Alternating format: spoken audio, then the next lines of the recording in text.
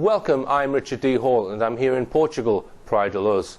Now the reason why I've come here is because I'm making a series of documentaries about the Madeleine Mccann case. Why am I making programs about that? Well, it's because I'm sick and tired of misleading media headlines about the incident. In these films I will expose the hard facts about the incident and also what has happened since the incident. The documentaries clearly show the last place to get truthful information from is mainstream media, and I will also expose those who are controlling mainstream media.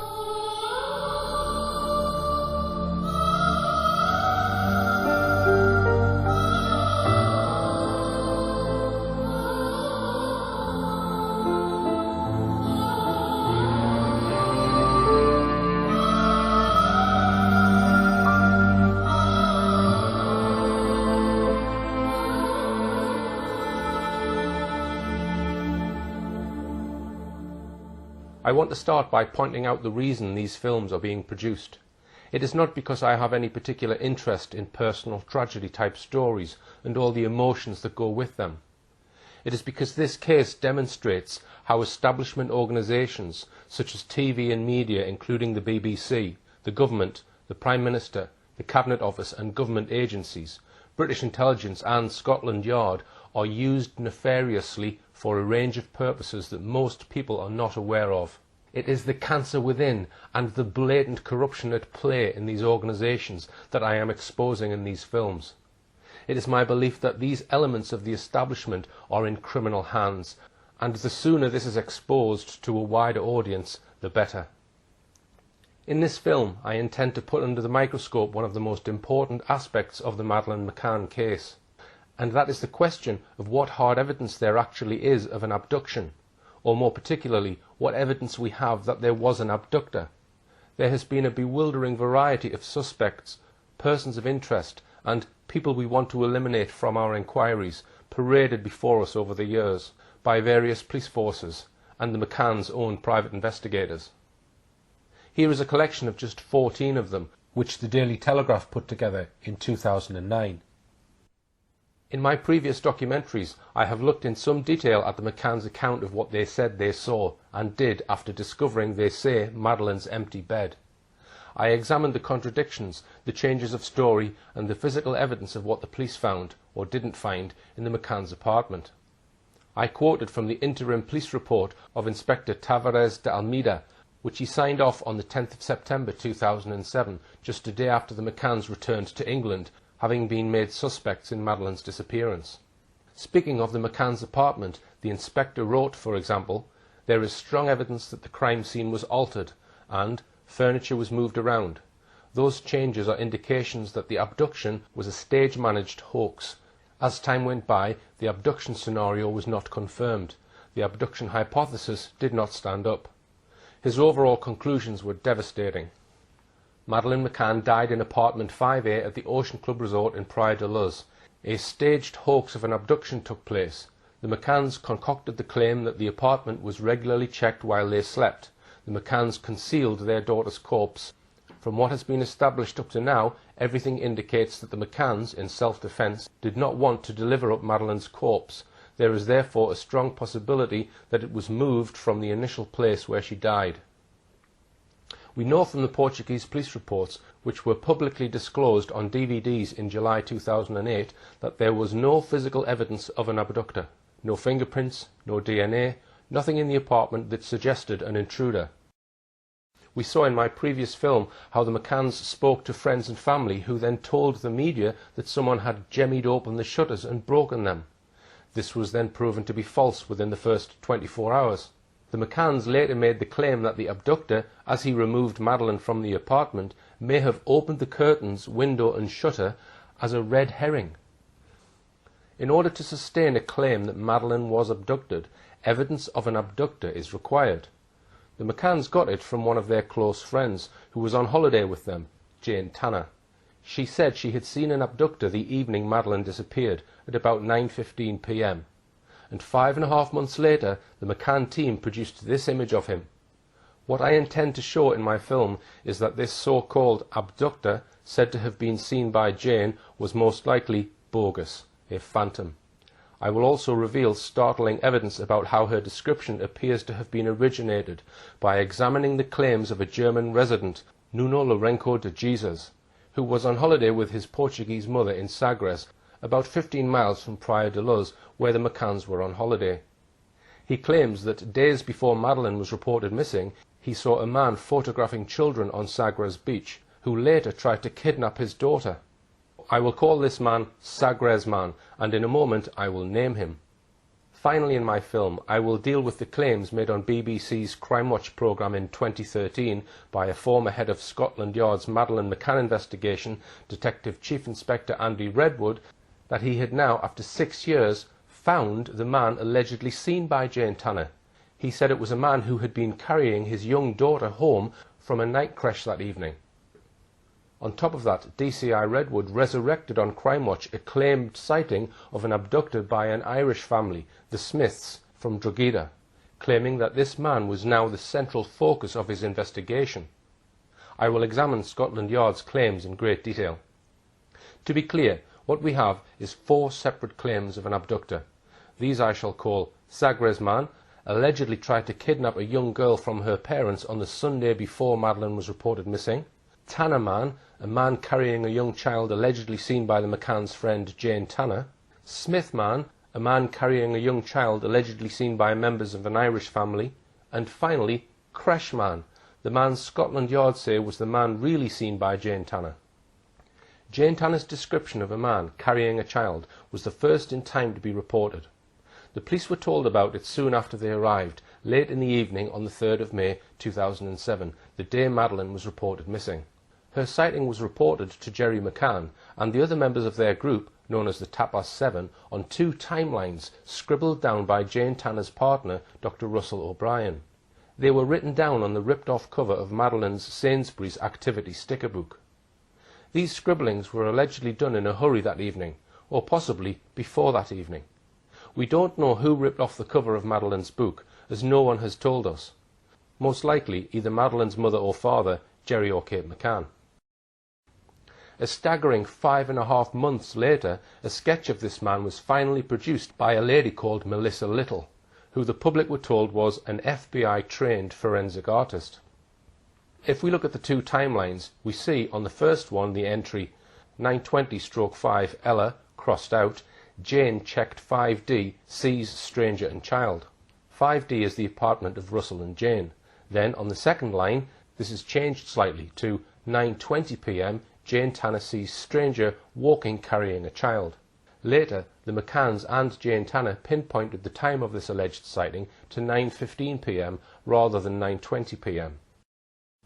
Jane Tanner told police in her first statement, dated the 4th of May 2007, that as she walked up the lane towards her holiday apartment and the McCann's holiday apartment, she saw a man carrying a child with a hurried walk, it being this detail, together with the fact that the child was dressed in pyjamas without being wrapped in a blanket, that caught her attention. She only managed to see him from the side with the child in his arms. She noticed the individual's presence exactly when she had just passed Gerry and Jez, who were talking. I think you were standing like that, and Jez was there with his pram pointing down that way. Because I think if you'd have been looking at me, because I would have said something, because I would have said about, because Kate had been moaning that you'd been gone a long time watching the football. I'm almost certain that when I came out, I came over and he was here, and I was like that. That's my memory of it, is like Jez is 6'3" or something and looking up and then turning in when I finish. That's my memory of it. By 9:15 p.m. it was already dark. There was limited street lighting in the area. According to Jane Tanner's own evidence, she saw the man with child crossing the lane ahead of her and could only have seen him sideways on for a maximum of 4 to 5 seconds. Yet, asked to describe the man she saw, she was able to give all the following details to the Portuguese police the next day. Dark-skinned individual, male sex, aged between 35 to 40, slim physical appearance, about 1.7 metres, 5'7" tall, very dark thick hair, longer at the back, she could only see him from behind. He was wearing linen-type cloth trousers, beige to golden in colour, wearing a dark Duffy-type jacket but not that thick. His shoes were dark in colour, classic type. He had a hurried walk. he was carrying a child who was lying on both his arms in front of his chest. By the way he was dressed, he gave her the impression that he was not a tourist, because he was very warmly dressed. Asked to describe the child, she said this: about the child, whom appeared to be sleeping, she only saw her legs. The child appeared to be older than a baby. She was barefoot and was wearing what appeared to be cotton pyjamas of a light colour, possibly white or light pink. She is not certain, but has the impression a design on the pyjamas, possibly a floral pattern, but she's not certain. Her statement adds, as regard these details, she does not know what Madeleine was wearing at the moment of her disappearance, because she did not talk to anyone about this. As to her concerns about the man she saw, she only spoke to Jerry about this, not entering into details, and to the police. Pausing there, how credible is it that her sighting appears on 2 timelines of the evening's events, written out that very evening by Russell O'Brien, yet she claims not to have informed anyone in the group except Jerry McCann, and then later the police. Jane Tanner was later to explain that she hadn't told Kate McCann about her sighting because, since Madeleine was already missing, she didn't want to upset her any further. Again, how credible is that? Let's just recap. She says she saw someone carrying a child. When the McCanns reported Madeleine missing, Jane Tanner told Jerry McCann about the sighting. Russell O'Brien wrote it down on the 2 timeline sheets on Madeleine's sticker book. It must be perfectly obvious that a group of people worried sick about a missing child, one of whom had allegedly seen a man carrying a young girl clad only in pyjamas, would immediately have got together with Jane and fired question after question at her, such as, how old was the child? What was she wearing? What was the man wearing? What did he look like? Which way was he heading? Was anyone with him? Yet, according to the McCanns and Jane, this never happened. You would also expect the rest of the group to ask Jerry, Kate, what was Madeleine wearing when she was taken? Yet in Jane's statement, as we've just seen, she said she, Jane, does not know what Madeleine was wearing at the moment of her disappearance, because she did not talk to anyone about this. But she does admit that she spoke to Jerry about her sighting. Again, how credible is it that Jerry didn't ask her exactly what the child was wearing, or that Jane didn't tell him everything that she claimed to have seen? A search for Madeleine had begun sometime after 10:30, when the McCanns first reported Madeleine's disappearance to the management of the Ocean Club and to the police. Villagers turned out to look for her. Some of them were searching all night. None of them seemed to have been aware that there had been a report by Jane of a man with a child walking away from near the McCann's apartment in a southeasterly direction, as she claimed. Had that information been given out, it might have helped the searchers to narrow the field of search. 6 days later, on the 10th of May, Jane Tanner made a further statement to the police. In part of her statement, she elaborated further on her claimed sighting as follows. She can only affirm that the man that she saw carrying the child was in her belief associated with the disappearance of Madeleine Beth McCann. Confronted with the information that the tracker dog teams had followed the scent trails, in which, purportedly, Madeleine Beth McCann had not passed the intersection where she indicated a man carried a child, she affirmed immediately that she was not lying, maintaining the honesty of her initial version. That indeed there had passed in front of her a man carrying in his arms a barefoot child. At the time she had not paid him much attention, because it is common at the Ocean Club for children to pass in the arms of their parents between the creche and their respective homes, when they have collected them from babysitting service. Only it was strange that the child had no cover blanket, and the way the man walked rapidly, and how he was dressed. The trousers were slightly wide, their entire length being straight. They, the trousers, were as to colour identical to courtesite, a type of floor covering, chino style. As for the coat, it was dark coloured, seeming to be the same material as the trousers, it being a type of anorak. As for the footwear, she relates that she cannot confirm with certainty, but they were shoes which enabled the man to be fleet-footed. Okay, so let's now look at how Jane Tanner has suddenly elaborated on her initial description of the man, adding all these extra details. The colour of his trousers was the same as courtesite. The style of his trousers was chino style. His coat was dark. His coat appeared to be of the same material as his trousers. The coat was a type of anorak. The shoes were of a type that enabled the man to be fleet-footed, whatever that means. How could she now remember these additional details? Could she really have deduced, only seeing the man for seconds, that his jacket or anorak was made out of the same material, that the trousers were chino style and the colour of quartzite? Remember, she only saw this man for 5 seconds at the most. And what is meant by shoes of a type that enabled the man to be fleet-footed? We now know that the Portuguese police were uncertain about Jane Tanner's evidence from day one, and that's why the public never knew about it for over 3 weeks. If we refer back for a moment to the extensive report of Inspector de Almeida, we can soon see why. Here are some extracts from his report. The child's parents immediately attributed her disappearance to the action of a third party, promoting the scenario that she had been abducted. The family publicised their claim that Madeleine had been abducted in a manner that had never been seen before. The very next day, British television stations led their broadcasts with the news of Madeleine's disappearance. The media presented the abduction as truth, although we were looking at other scenarios. As time went by, the abduction scenario was not confirmed.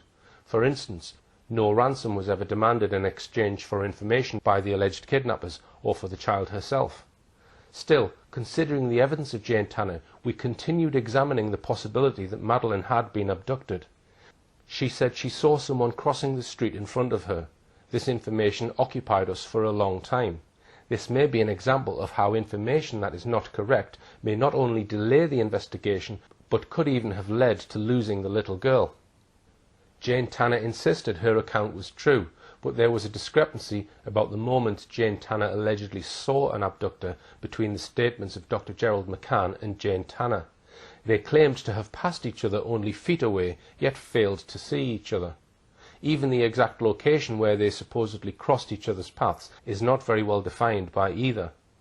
Also, the precise moment when Jane Tanner chose to make her statement about what she had seen, and her explanation for choosing that moment, is unreal. It is not easy to accept that any witness from the group, on seeing someone with a child in their arms walking away from the McCann's apartment, didn't act and speak immediately. Then there is her description of the abductor being altered or perfected. These reasons mean there is little credibility in what she says. Furthermore, Jane Tanner says that when she saw the man with the child, another man, Jeremy Wilkins, was talking to Jerry, but Wilkins doesn't remember seeing her either. Moreover, Jane says that she was on one side of the street, but Jerry says they were on the other.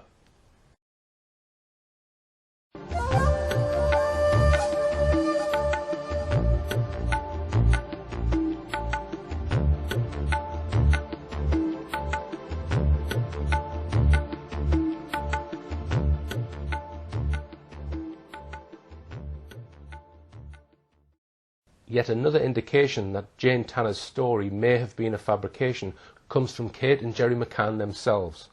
Jane Tanner says that when she saw the man carrying a child, she was about 5 meters away from him. But the same day Jane was saying that, the 4th of May, the McCanns were saying something very different.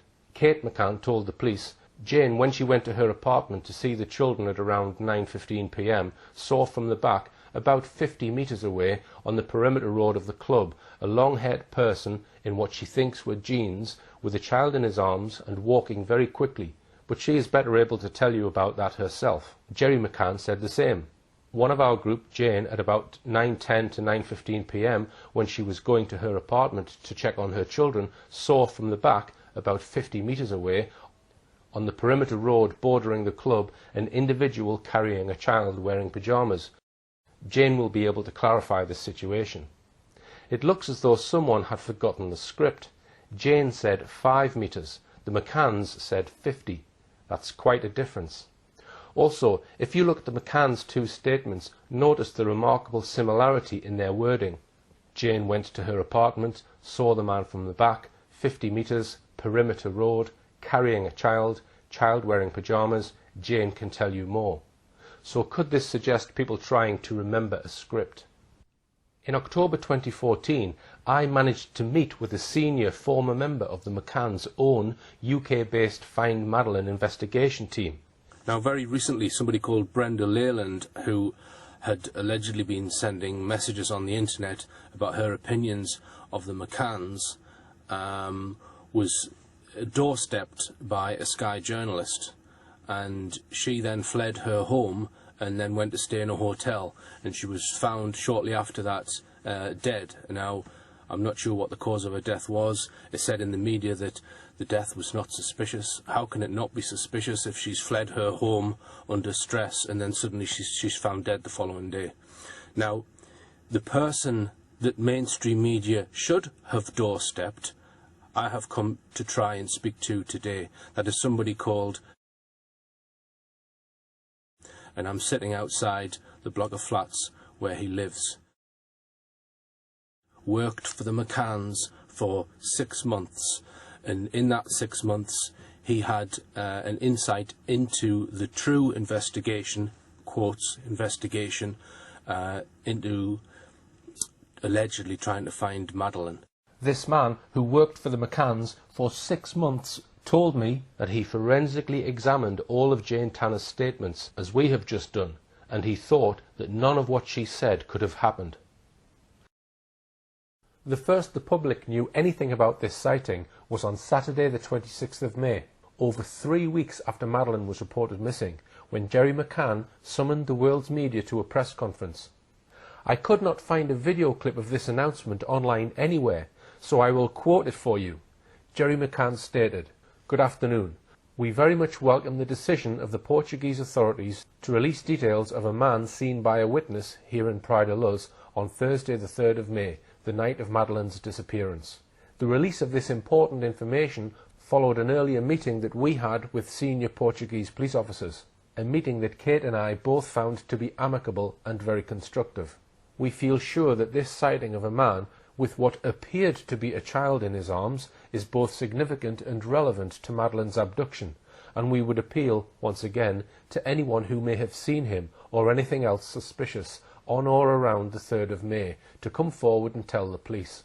For instance, was this man seen anywhere else in or near the town with a child, or what appeared to be a child? Which direction was he heading in? Did he have a vehicle? Whether you're a local resident or a holiday maker who has since returned home from Portugal, any information, no matter how unimportant you may think it could be, may be vital in helping the Portuguese and British police to find our daughter. As we said yesterday, we wish for nothing more than to bring Madeleine home with us, safe and well. Kate and I would also like to make it clear that as this is very much an ongoing police investigation, we will not be making any further public statements for the time being. Thank you." The Portuguese police had by then already, at least in private, decided that Jane Tanner's so-called sighting was a fabrication. That is why they didn't want to release this description. There were several things, however, that the wider public did not know about this announcement. Firstly, it may well have been given out as the result of intervention by the then Chancellor of the Exchequer, Gordon Brown. 3 days later, on the 29th of May, the Telegraph reported that the police only released details of a possible suspect sighting in the Madeleine McCann abduction inquiry after her parents talked to Gordon Brown, while the Times added this: a spokesman for the McCann family confirmed that Gordon Brown had telephoned the McCanns, though the spokesman stated that the details of the conversation would remain private. He did confirm that during the conversations Mr. Brown offered both Jerry and Kate his full support in their efforts to find Madeleine. Second, the public had no idea that it was a close, long-term friend of the McCanns, one of the Tapper 7, who had come up with the description. Third, the public had no idea that Jane Tanner had already told Portuguese police after an informal identity parade on the 13th of May, 10 days after her alleged sighting, that she was sure that the person she claimed to have seen was in fact Robert Murat. Indeed, her positive identification of Murat triggered his being pulled in for questioning on the 15th of May and made a suspect. So the police already had a suspect based on Jane Tanner's story. Fourth, the public had no idea that every time Jane Tanner had been questioned by police, she added new details to her sighting, thus defying the well-known principle that memory fades with time. Jane Tanner's description of the man was released the same day by the Portuguese police. Notice that in Jerry's address to the world's media, he just refers to a man with what appeared to be a child in his arms, without referring to Tanner's evolving descriptions. Let's just look briefly now at the window of time given by the McCanns and their friends about when the abduction happened. Both Jerry McCann and Jane Tanner had been precise about their timings. Jerry said he left the apartment at 9:10. Jane says she saw him, Tanner Man, at 9:15 p.m. This left a window of less than 5 minutes during which the abductor would have had to accomplish the following: pick an opportunity to enter the apartment immediately after he had seen Jerry McCann leave the apartment at 9:10, walk through the open patio door without being seen, find Madeleine in the dark, pick her up without waking her or the twins, without leaving any forensic trace on the bed or anywhere else, open the window without leaving any fingerprints, open the shutters from the inside with nobody hearing him do so, and once again without leaving any fingerprints, leave the apartment without being seen by anyone, except allegedly for a few fleeting seconds by Jane Tanner at around 9:15 p.m. In addition to all this, the McCanns on many occasions raised the possibility that whilst he was in the children's bedroom, he also stopped to sedate all 3 children. It wasn't until the 25th of October 2007 that the McCann team got round to issuing a sketch of Jane Tanner's alleged abductor. That was a total of 25 weeks after Madeleine had been reported missing. It was of a faceless man seen from the side. And of course, this man has never been found. Unless, that is, you believe what DCI Andy Redwood of Scotland Yard told 6.7 million viewers on BBC Crime Watch on the 14th of October 2013. I will come to that very important subject later on. But for now, with that background about Jane Tanner's claimed sighting out of the way, I can now consider another claimed sighting that week, which was to assume major importance on the second day of the official police investigation. This was a sighting of a man I am calling Sagres Man. There is quite a bit about Sagres Man in Dr. Gonçalo Amaral's book, The Truth of the Lie. This sighting made a deep impression on him, as we'll see in a moment. Sagres, by the way, is a small coastal village about 15 miles west of Praia de Luz, where the McCanns were staying. It is on the extreme southwestern tip of Europe, exposed to strong winds much of the time. Its small beach would be very unlikely to have many holidaymakers on it in April. So let's start with what Dr. Amaral says in his book about the Sagres incident. Information from Sagres tells us that an individual was caught in the act of taking photos of several children on the Moretta beach, and in particular of a little girl aged 4, blonde with blue eyes, who looks like Madeleine. It was the little girl's father who noticed him. This 40-year-old man wearing glasses tells the investigators that the photographer tried to kidnap his daughter in the afternoon on April the 26th in Sagres. He allegedly then fled in a hired car with a woman in the passenger seat. The stranger did not look like a tourist. Brown hair down to his collar, wearing cream-coloured trousers and jacket, and shoes of classic style. This report reminds us of the individual encountered by Jane Tanner in the streets of Villa de Luz on the evening of Madeleine's disappearance. We circulate a photo, which we obtained thanks to a surveillance camera in a Lisbon shopping mall amongst holidaymakers, clients and employees of Praia de Luz restaurants. Fruitlessly, nobody saw them. On the other hand, employees of the restaurant they usually went to in the Burgar Budens area remember them. Fortunately, no one else has yet occupied the apartment the couple stayed in. It's low season. We go ahead with a thorough search, looking for evidence of a child's presence. Shoe prints, fingerprints or footprints, nothing. We then gather various hair samples, doubtless coming from adults, and notice drops of blood on a kitchen unit. Nothing conclusive. It's probably from an everyday domestic accident. First, I note that Gonçalo Amaral gives a very specific date of this incident, Thursday the 26th of April. That's very strange, because as we shall see in a moment, the witness to this alleged child snatching, Nuno Manuel Lourenço de Jesus, I'll refer to him as just Nuno Lourenço, states in his evidence specifically that the alleged incident happened on Sunday the 29th of April. There is no obvious explanation for this discrepancy of 3 days. Amaral's book places the incident on Thursday. Nuno Lourenço says Sunday. I refer to this as the alleged incident because, as we shall see in a moment, there are real doubts about whether the incident as reported, or rather 2 separate incidents, actually happened.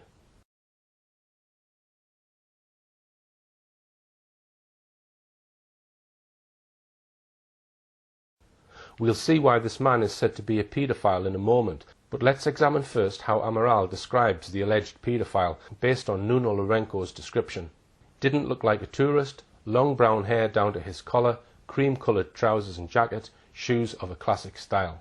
And it is claimed that he fled in a hired car. Dr. Amaral, who first became aware of this claimed sighting on Saturday the 5th of May, 2 days after Madeleine's disappearance on the 3rd of May, immediately grasped the significance of this sighting, as perhaps was the intention all along.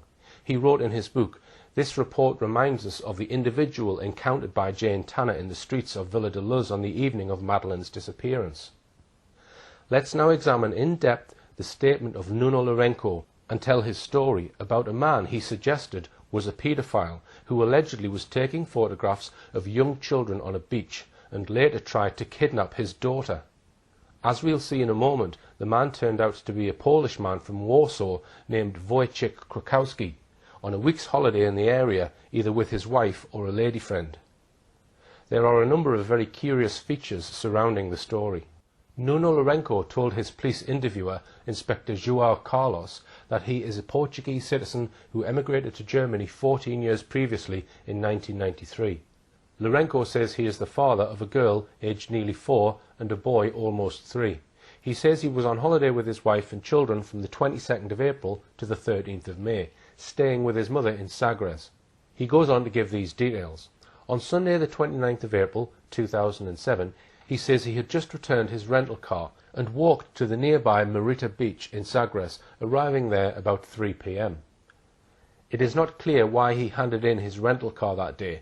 According to his statement, by that day he had only been there a week and still had 2 weeks to go on his holiday. They, his wife and 2 children, all went to the play area, he says.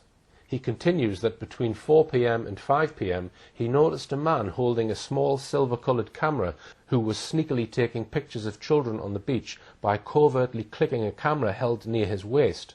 Lourenço even tells us that he was close enough to hear the clicking of his camera. The man then, says Lourenço, went on to take 3 or 4 pictures of Lourenço's children. Lourenço then saw him take pictures of 2 more boys, aged about 9 and 5, who were close by and playing with a ball, who were from another Sagres family he already knew. In the English translation of Nuno Lourenço's statement, it states that he had begun staring at this man with a camera indignantly and aggressively, but apparently did not actually confront him. Lourenço adds that before the man left the area, he sneakily took more pictures of all 4 children and of other children, this time with a camera held to his eye. Furthermore, says Lourenço, he also got on his knees in the sand to take additional photos. After this, says Nuno Lourenço, the man left and he did not see the individual and did not again think about the incident.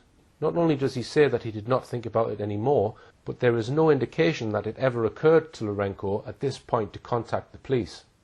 Lourenço then says that at around 6 to 6:30 p.m. the same day, it got a bit colder, so they left the beach and headed towards the promenade to buy sweets at a pastry shop called Marreiros, about a quarter of a mile from the beach in Sagres. He and his family sat down, and as he was drinking coffee, he spotted the same man passing the pastry shop and heading for the edge of the promenade. He then adds that the man entered the shop but left immediately and was constantly looking at children. Lourenço continues in the English translation of his statement. As the man left the pastry shop, his 3-year-old daughter began racing around the tables as they were ready to leave. Seeing this, the man began to walk rapidly towards Lourenço's daughter as the family were leaving the shop. By chance, his daughter stopped next to him as the man appeared to try to stop them from leaving. The man went into the pastry shop once again and left without buying anything. He then went to the back of a local kiosk. Lourenço then says that he has no doubt that the man intended to abduct his daughter. Therefore, he says, he got out his mobile phone and began taking various pictures of the man. He did so in front of the man so that he would clearly see that he was taking pictures of him. Then Lourenço explains to Inspector Carlos that the photo didn't come out on his mobile because he had his finger on the camera lens. Curiously, although he says he took pictures in the plural of this man, he only refers to a photo, singular, not coming out. Another point here, is it common for a mobile phone to fail because of a finger over its lens? Lourenço goes on to explain that the man had left the kiosk area. Lourenço followed him. He noticed that the man was now sitting behind the wheel of a newish grey Renault car. Lourenço, who must have taken a biro or pencil down to the beach with him, and some paper, now tells us that he noted the registration number on a piece of paper. A few minutes later, however, he tells us that he threw this piece of paper into a rubbish bin or flung it on the ground, he can't remember which, as he didn't think it would be of any further use. Here we have two more points of interest. Once again, despite what he says is this dramatic attempt to snatch his young daughter, he still doesn't even think of contacting the police, nor does he bother to keep the registration number of the car in which the man has driven off. These are more issues that increase one's doubts about the entire story. Then we are told this. Lourenco saw that there was a woman in the passenger seat. He managed to take a photo of the car, which his camera said was taken at 6:08 p.m. on Sunday the 29th of April. At least he didn't have his finger in front of the lens this time.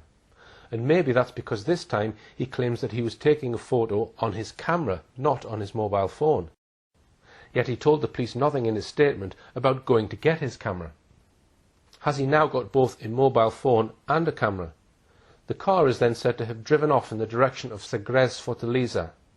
Here are the two photos said to have been taken by Lourenco that evening. It is not possible from this photograph to see if anyone was in the car, but that is Lourenco's story, i.e. that when he took this photograph, Wojciech Krakowski and his wife were both in the car, presumably about to drive off in haste. This would appear to be his only photograph of the entire incident. His daughter, he says, was nearly snatched by a paedophile brazenly taking pictures of young children on the beach. Yet, according to his account, for the next 5 days, he does nothing more about the incident.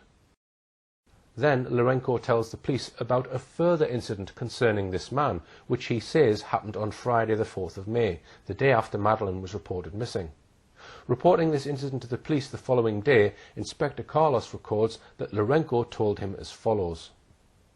Yesterday, 4th of May, Friday, he went to a rental car agency. The name of the agency was Turinfo and is located in Sagres. It was around 1 p.m. Again, we find Lourenco at a car rental agency. He'd told police that he'd returned a car to the rental agency on the 29th of April.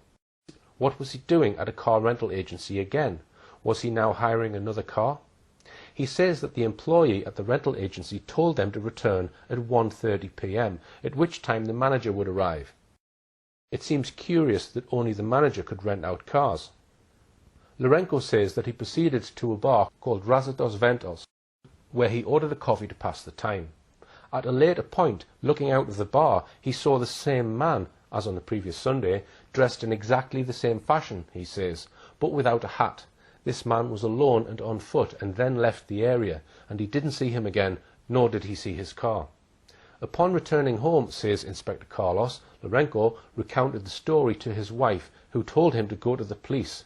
This was because his wife had already, earlier that day, heard on the news about the disappearance of Madeleine. Lourenco's daughter apparently bore a striking resemblance to photographs of Madeleine. That very morning, 5th of May, Lourenco contacted the police and told them what had happened. Of the vehicle registration plate, he says he only remembered the partial plate, letters AV and numbers 6-7. So we are asked to believe the following. 1. That it had not occurred to Lourenco to contact the police before the 4th of May. 2. That as he went to the car rental agency, he happened to see the same man again, this time in a different location. And 3. That only after his wife mentioned Madeleine Mccann did he and his wife even think of contacting the police. Even then he delayed visiting the police until the following day, the 5th of May.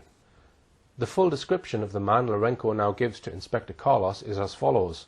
Masculine, Caucasian, with Latin colouring, curly dark brown hair that ran down his neck and in a ponytail, between 35 to 40 years of age, of medium complexion and around 170 to 175 centimetres in height. He did not have any distinguishing marks or signs and did not wear rings or other jewellery.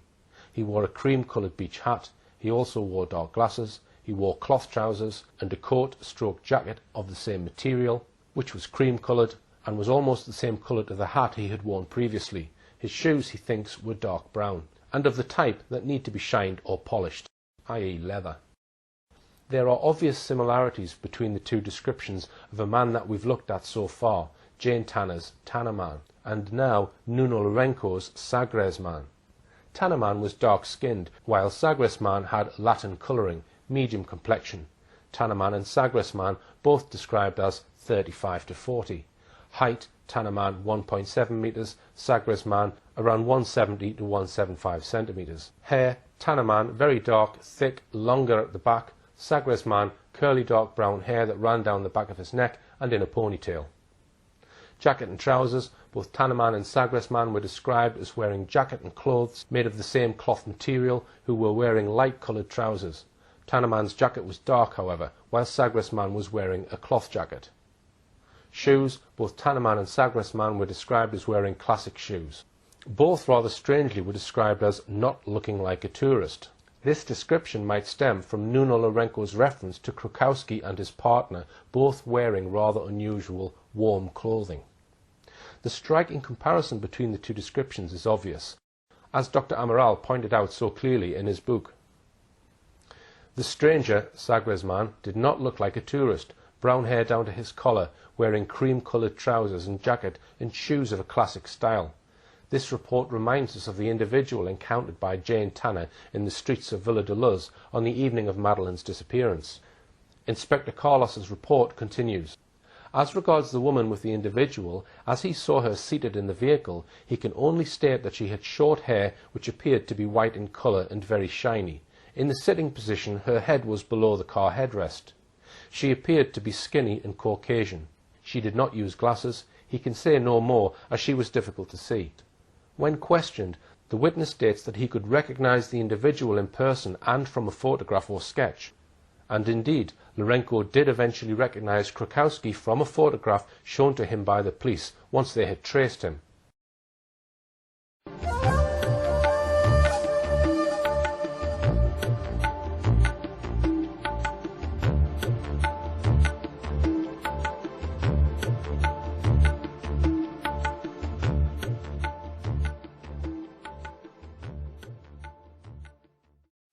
Let's just go back for a moment to the account in Dr. Amaral's book, published in July 2008.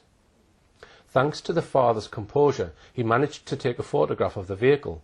It's not very clear and does not allow us to make out the number plate, but we succeed nonetheless in finding the car. The car hire firm provides us with the identity of the driver. He is a 40-year-old Polish man who was travelling with his wife. They arrived in Portugal on April the 28th from Berlin at Faro Airport. They hired a car and stayed in an apartment in Boudens, near Praia de Luz. Unfortunately, on May the 5th at 7 a.m, they had already left, taking with them their camera and all the photographs from their holiday. We asked the German police through Interpol to monitor them as soon as they arrive in Berlin. All the passengers are questioned, but no one has seen a child looking like Madeleine. In Berlin, the couple take the train to return to Poland. Thus, the Polish trail comes to an end. We would like to have seen their photos, but that proved impossible. It's clear from this, then, that the Portuguese police rapidly set about finding the mystery photographer on Moreta Beach in Sagres, who turned out to be the 40-year-old Polish Wojciech Krukowski. Let's take a brief look into the Portuguese police files, what else they managed to establish about Krukowski. The Renault Clio vehicle, registration number 15AV67, was traced to the headquarters of a car rental company, Luz Car Rent-A-Car. The car was rented at Faro Airport on Saturday the 28th of April to Wojciech Krukowski. A hire contract drawn up by Nelson Martins, an employee of the agency, was found. Krukowski and his wife were staying at number 2C in an accommodation block called Edificio Solomar in Ficticia, which appears to be the name of the road in Burgau. The Solomar block was managed by a company called ATB, situated at Main Street, Moretas Building, Burgau, in the municipality of Villa de Bispo. The police contacted its director, Nuno Felisberto. The apartment actually belonged to Peter and Margaret O, who live in Windsor Grove, Cardiff, Wales. The apartment had not been relet or cleaned after the couple's departure. The key was given to the police in case they wanted to check it, which they did. He had arranged this accommodation via the internet. His reservation email was found. He paid for the accommodation with his credit card. The files tell that Krukowski's vehicle was returned to the hire company on the 5th of May 2007 at Faro Airport and had already been washed and hired out again to one Claire E at Parc de Floresta in Boudens, Villa do Bispo. Further examination of the released Portuguese files show that they promptly and efficiently conducted their investigations, despite the constant smearing of them in British mainstream press, which claimed they were incompetent. The further information that the police gleaned from their inquiries included the following. The police contacted several business establishments in the area to determine the comings and goings of the Polish couple. One man, the owner of a beach bar, thought he recognised the couple from the police's description of them. He told the police that, 1. He recalled that the couple had lunch and dinner there 2 or 3 times at the beginning of the week. 2. He knows that they are Polish because they spoke about football on the day of the Liverpool-Chelsea match, Tuesday the 1st of May, saying that Liverpool's goalkeeper was Polish. 3. They also discussed Portuguese and Brazilian classical music. The Polish couple knew several performers from those countries. They asked the owner of the bar where they could buy music of this genre. The owner directed them to the FNAC shop at the Algarve shopping centre or to the Chiado commercial centre. 4. They said they would probably go to Lisbon the same day. To the restaurateur, the couple seemed quite atypical of holidaymakers to that place. They paid in cash, the lady was often irritated, and they dressed more formally than you would expect for a summer holiday at a beach. The owner, however, did not perceive any abnormal behaviour from the couple. The police were able to establish that the couple did indeed visit FNAC at the Chiado Commercial Centre on the 2nd of May 2007, where they bought 2 comedy musical CDs, paid for with a credit card, the same one used to pay the Luz Car Rent-A-Car company for the hire of the vehicle, registration 15AV67.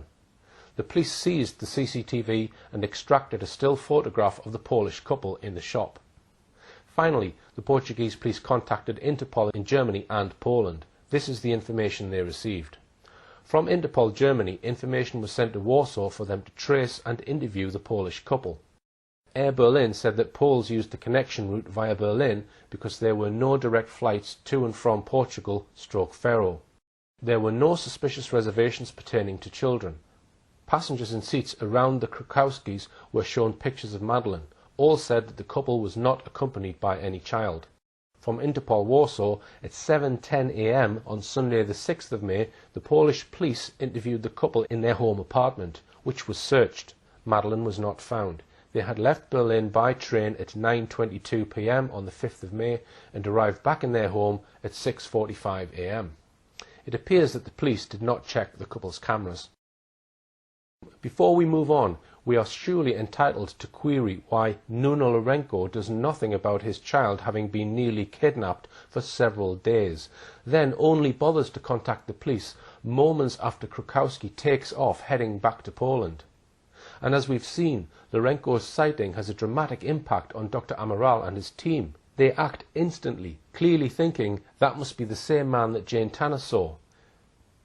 Here I must ask the question, was this so-called sighting a complete setup? Suppose there never was an abduction. Suppose that Madeleine died much earlier than the alleged abduction and they needed a cover story. What better than to have 2 separate people, Jane Tanner and Nuno Lourenço, with 2 near-identical descriptions, to give to the police soon after they report Madeleine missing? Could Nuno Lourenço and Jane Tanner both have based their descriptions on Wojciech Krakowski? Were they both handed the same script? I suggest that this scenario is probable.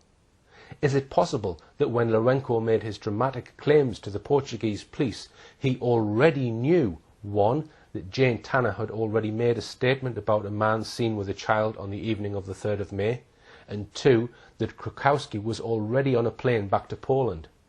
I suggest he may have made the whole story up.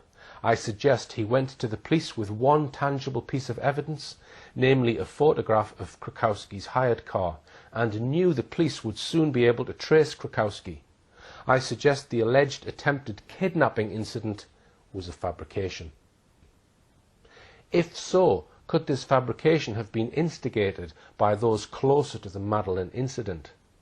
Was a story cunningly built with Krakowski as the perpetrator? If so, it succeeded. The Portuguese police were fooled. It seems crystal clear that Krakowski and his lady partner had nothing whatsoever to do with the reported disappearance of Madeleine Mccann. By the time the Portuguese police had heard from Interpol, presumably sometime on Sunday the 6th of May, there was absolutely no evidence that the couple were in any way connected with Madeleine's disappearance. Yet within 5 days there was a spate of well-sourced stories in the British mainstream press claiming that Sagres man was the main suspect. How did this come about? Let's now examine some of these stories about Lourenco's claims. 2 stories, one in the Daily Mail, the second in the Daily Telegraph, appeared on the 11th and 12th of May 2007 respectively. The first was headed, "Did Madeleine's abductor target her after family's visit to remote village?" Here are some extracts from it. Madeleine Mccann and her family visited the same remote village where a suspected paedophile was chased away for photographing young girls, it has emerged. It may have been the moment her abductor first laid eyes on the 3-year-old, who was snatched from her bed 3 days later. The McCann's day trip to pretty Sagres, 16 miles along the coast from Praia de Luz, coincided with reports of a balding man with a blonde woman taking sneaky pictures of youngsters. The sinister couple have become prime suspects in the hunt for missing Madeleine. A holidaymaker grew suspicious of them after the man began secretly snapping youngsters on the beach. When challenged, he fled in a car with the woman. Officers have now officially ended the ground search for missing Madeleine and are concentrating on evidence from witnesses. The McCanns are believed to have visited Sagres, which is on the country's southwest tip and effectively the Land's End of mainland Europe, on Monday, April the 30th. A shopkeeper in the town said she remembered them well. She said, "On the road into the town, Kate was holding Madeleine's hand. On the other side of the road was Jerry with a baby buggy. I remember thinking it odd to see him with a baby buggy because I thought the little girl was too old to need one." She said it was the same day as the stranger taking photographs, although other witnesses said that happened 2 days later. Either way, it seems possible that Madeleine's abductor was watching the beach at Sagres for some time. Holidaymaker Nuno Lourenco, who is from Sagres but now lives in Germany, was sitting at a cafe with his German wife and their 2 children when he noticed a man taking pictures of his 4-year-old blonde daughter and other children. He became so concerned at his behaviour that he took his own picture of the man, who was balding with long hair at the back, on his mobile phone. The picture is believed to have inspired Portuguese detectives to produce their infamous egg with hair photo fit of a suspect with a blank face and side-parted hair. It was also reported the police have identified 2 people caught on CCTV at a local petrol station as being a couple renting a holiday apartment in the chocolate box village of Burgau, 4 miles along the coast. A blonde woman with shoulder-length hair and a man with middle-parted hair, both about 40, ate breakfast on their terrace of the Solomar apartments, according to the Portuguese press. However, the apartment block in question was deserted and neighbours said they knew nothing about it. Let's pause there a moment and consider these elements of the story. The couple caught on CCTV at a local petrol station referred to in the article is, by the way, also Krakowski and is female. First, we note that this account differs from Dr. Gonçalo Amaral's account in his book. He writes that the photographer tried to kidnap his daughter. But in his first account of the alleged encounter in the Daily Mail of the 11th of May, we read of no such kidnap event. The report simply says that Lourenco noticed a man taking pictures of his 4-year-old blonde daughter and other children and became concerned at his behaviour. There's no mention of the claimed kidnap attempt outside the pastry shop. Amaral obviously had the advantage of seeing Lourenco's witness statement. Amaral clearly believed that Lourenco was a witness of truth. Second, we note how conveniently this story supports the early claims by the McCanns that their daughter was abducted, perhaps by a paedophile. This event, the McCanns' alleged visit to Sagres, which supposedly happened on the 30th of April, was described by the Daily Mail as possibly the moment her abductor first laid eyes on the 3-year-old who was snatched from her bed 3 days later. It was just so easy for the media and hence the public to make the connection. A man tries, so it is said, to snatch a 3-year-old blonde girl from the beach days before Madeleine is reported missing. Then the McCanns allegedly visit the same remote village of Sagres. It is claimed, in effect, that this photographer tried to snatch a 3-year-old girl on Sunday, then saw Madeleine and her parents in the village on Monday, and then 3 days later abducted her. It sounds far-fetched, but that is the narrative the Daily Mail readers were invited to follow. Third point, did the McCanns actually visit Sagres on the Monday, as claimed in this article? We have the witness of the shopkeeper, who, according to Dr. Amaral, remembered the McCanns well. She said, "On the road into the town, Kate was holding Madeleine's hand. On the other side of the road was Jerry with a baby buggy. I remember thinking it odd to see him with a baby buggy because I thought the little girl was too old to need one." She said it was the same day as the stranger taking photographs, although other witnesses said that happened 2 days later. If the McCanns really were in Sagres on Monday the 30th of April, one key question is, how did they get there? They told police that they did not have access to a car that week, yet Sagres is 15 or 16 miles from the village of Praia de Luz. The Daily Mail account seems pretty clear. It says Madeleine Mccann and her family visited the same remote village, and to the McCann's day trip to pretty Sagres, 15 miles along the coast from Praia de Luz. But when we read Dr. Kate McCann's account of that day, Monday the 30th of April, there is no reference whatsoever to this day trip to Sagres. Indeed, there is no mention by the McCanns of a day trip anywhere, never mind Sagres. On the contrary, the creche records kept by Mark Warner show quite clearly that all 3 children, Sean and Amelie and Madeleine, were in their creche that day. So these accounts seem impossible to reconcile. Whoever was the source for this story states the McCanns were in Sagres on Monday the 30th of April. A shopkeeper remembers seeing Kate, Jerry, Madeleine and a buggy in Sagres, but no twins. And there is no mention of this claimed visit in Dr. Kate McCann's detailed account of that week. So what is the truth? Did they go on a day trip to Sagres that day or not? Where did this story of the day trip to Sagres really come from? The evidence that they were there that day, or any other day, comes only from 2 British newspapers which don't disclose their sources. The evidence from the unnamed woman who claims to have seen the McCanns and Madeleine, but not the twins, is suspect. So I suggest this visit to Sagres may have never happened. All the McCanns' children were recorded in the creche register that day. Even if they did go to Sagres, creche evidence shows Madeleine was not with them, as claimed by the woman. It could have been a case of mistaken identity. And how did they get there? They didn't have a car and there was no regular bus service to and from Sagres. The claim that the McCanns were in Sagres that day seems quite unlikely. Far more likely, in my view, is whoever supplied this story to the newspapers, probably someone close to the McCann team, made up the McCanns' visit to Sagres in order to promote the emerging tale that Madeleine had been abducted by a paedophile obsessed with very young blonde girls. The paper refers vaguely to this story emerging. From where? From the police? That seems highly unlikely. Surely if the police were still interested in the Polish couple, they would be covertly asking the Polish police to make further inquiries, not placing stories in the British press. And what about the Daily Mail's reference to the sinister couple, the Krakowskis? The Mail story was on the 11th of May, yet by the 6th of May, 5 days earlier, the Portuguese police, the German police, the Polish police and Interpol had all been involved and eliminated the Krakowskis.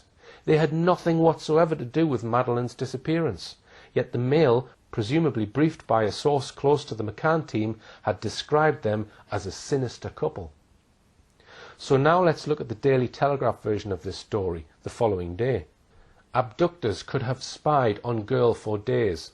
Police were last night investigating whether Madeleine Mccann was watched by her abductors 3 days before she was snatched. Detectives have discovered that the McCann family went to the town of Sagres on the southern tip of the Algarve on April the 30th. A witness has told police that on the same day he saw a suspicious man following families and photographing children, including his daughter, a blonde girl strikingly similar to Madeleine. A witness, Nuno Lourenço, said he saw a man following his family down the beach and taking discreet photographs. He said he challenged the man, who fled with a blonde woman in a Renault Clio. This story gives another twist.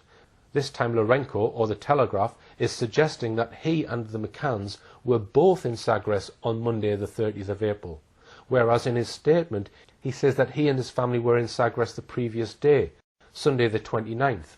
Which is it? He is also quoted as saying that the man was following his family down the beach, taking discreet photographs, and is said to have challenged the man.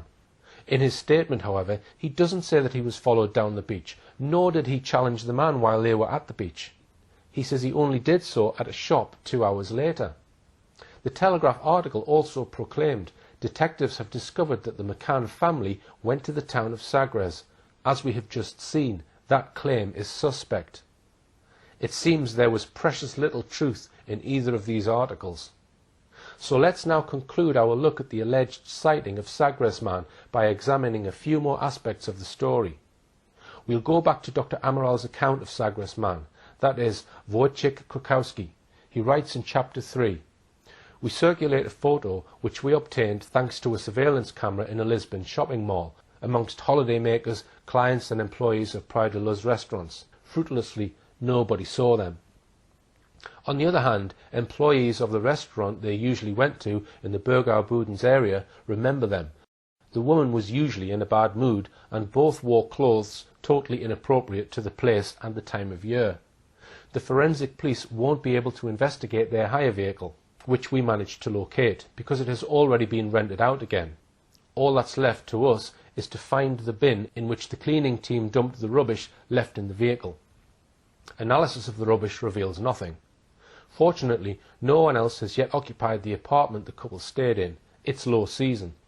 We go ahead with a thorough search, looking for evidence of a child's presence, shoe prints, fingerprints or footprints. Nothing.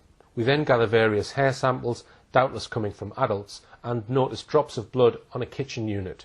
Nothing conclusive. It's probably from an everyday domestic accident. We know that the apartment that the couple was staying in was in Burgau Budens, known as the Solomar building. This apartment block in Burgau has interesting links to Robert Murat. His father's company actually built this block, and there are suggestions that the company, ATB, also continues to manage the block to this day. In addition, we know that Robert Murat's uncle, Ralph Everley, provided the CCTV footage to the Portuguese police of the Polish couple visiting his beach bar in Burgau. This is another connection with Murat.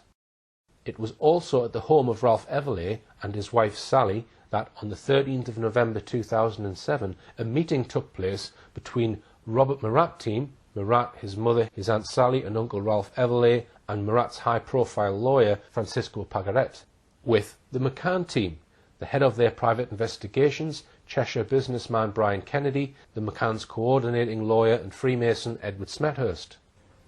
There is an interesting report in the Portuguese police files concerning DNA found at the Solomar apartment block where Krukowski was staying. Here are two extracts from this report. The first concerns Robert Murat.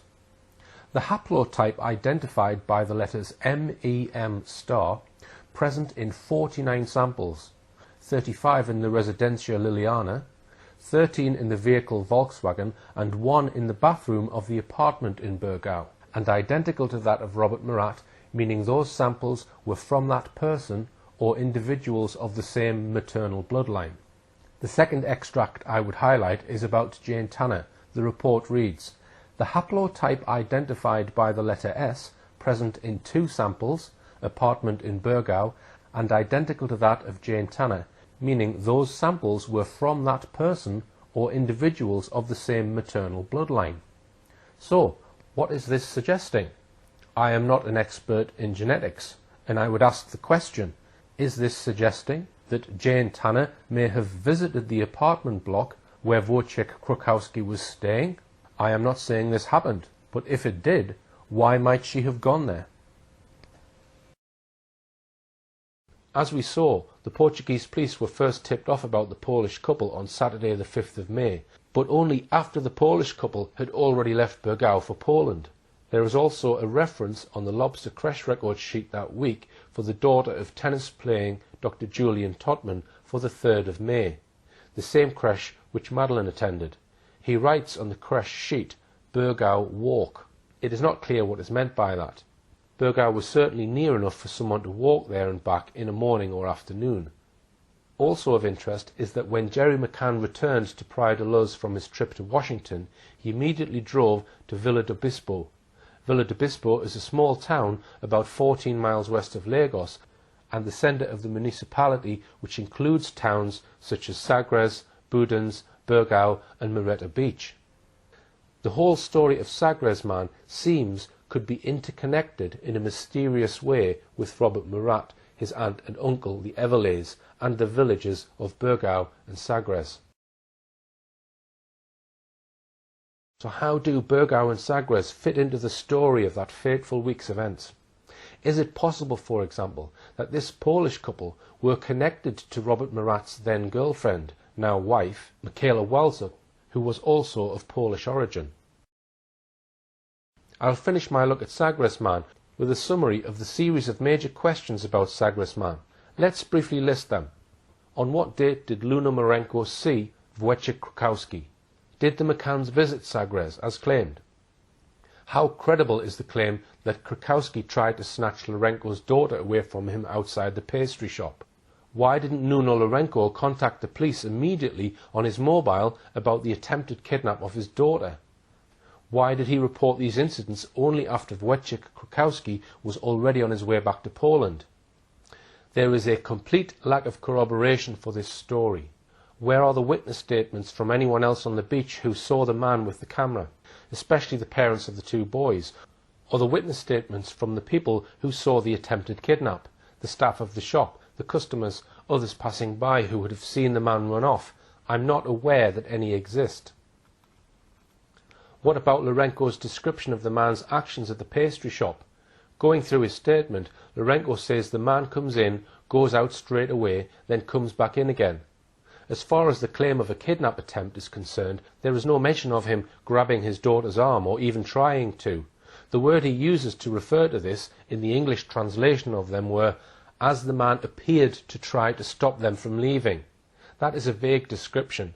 How exactly did he appear to try to stop them from leaving? Larenko doesn't say. There is also the matter of the third alleged encounter with this man on Friday the 4th of May. Larenko says he went to a car rental agency, Turinfo, in Sagres. It is not stated why he went, though presumably it was about renting a car. According to his witness statement, he was visiting his mother in Sagres, arriving on the 22nd of April and leaving on the 13th of May. It is not immediately obvious why, 12 days after arriving in Portugal, he suddenly visits a car rental agency with just 9 days of his holiday left, having already hired a car earlier in the holiday. He certainly doesn't tell us why in his statement. He says he sees the same man in Sagres. This is odd. We have established that the Polish couple were staying in the Solomar apartments in Burgau, which is some distance away from Sagres. Why, when at the beginning of the week Wojciech Krukowski had practically been chased out of Sagres, had a photo of his face taken outside a pastry shop and been photographed in his car, would he contemplate revisiting Sagres on the last day of his holiday? It is hardly a rational thing to do. And once again, although Larenko sees the man again, he doesn't contact the police. He only does so a day later. In my judgment, these concerns, and I've mentioned 11 separate issues altogether, raise serious doubts about whether any of Larenko's story can be believed. To my knowledge, no other local people or tourists can be found who could confirm any of Larenko's claims. The only other evidence we have about the couple's activities that week comes from a barmaid at the beach bar owned by Robert Murat's uncle, Ralph Everley. It amounts to this. The man talked about Liverpool-Chelsea football match on Tuesday the 1st of May. His wife looked irritated some of the time. They talked about their love of Portuguese and Brazilian comedy music. And the Polish couple went to a local music shop in the Algarve on Wednesday the 2nd of May. They dined several times at Ralph Everley's beach bar, and that's it. The claim that the Polish man may have seen Madeleine with the McCanns at Sagres fails, because from the evidence available, it looks like the McCanns may have never went there. That claim by the mystery shopkeeper, who says she saw Kate holding Madeleine's hand with Jerry McCann on the other side of the road with a baby buggy, also seems doubtful. In his book, Dr. Amaral complains that on Sunday the 6th of May, the day gets off to a difficult start with bad news from Poland. From all accounts, the police badly misinterpreted our request for collaboration. All they did was approach the couple and verify that Madeleine was not with them, but they didn't seize either their photographic equipment or the photos taken during their holiday. Another lead that remains pending, perhaps it would have led to the discovery of a paedophile ring. Well, if Amaral had had the benefit of the 7 years more knowledge of the twists and turns in this case that we have all had since he was booted off the inquiry, perhaps not. Wojciech Krakowski can hardly be considered a potential paedophile on the slender basis of Nuno Lourenco's tales. Maybe if Amaral could have a look again at all the evidence about Sagresman, he might now consider that he and his men may have been tricked by what looks like it could be a fabricated sighting. To sum up, the whole story of Sagresman is shot through with significant contradictions and mysteries.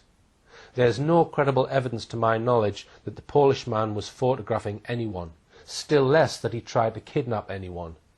Was this a fabrication designed partly to put the Portuguese police off the scent and also to give an exciting news angle on Madeleine's abduction to the hungry British mainstream media? They certainly are burying this story.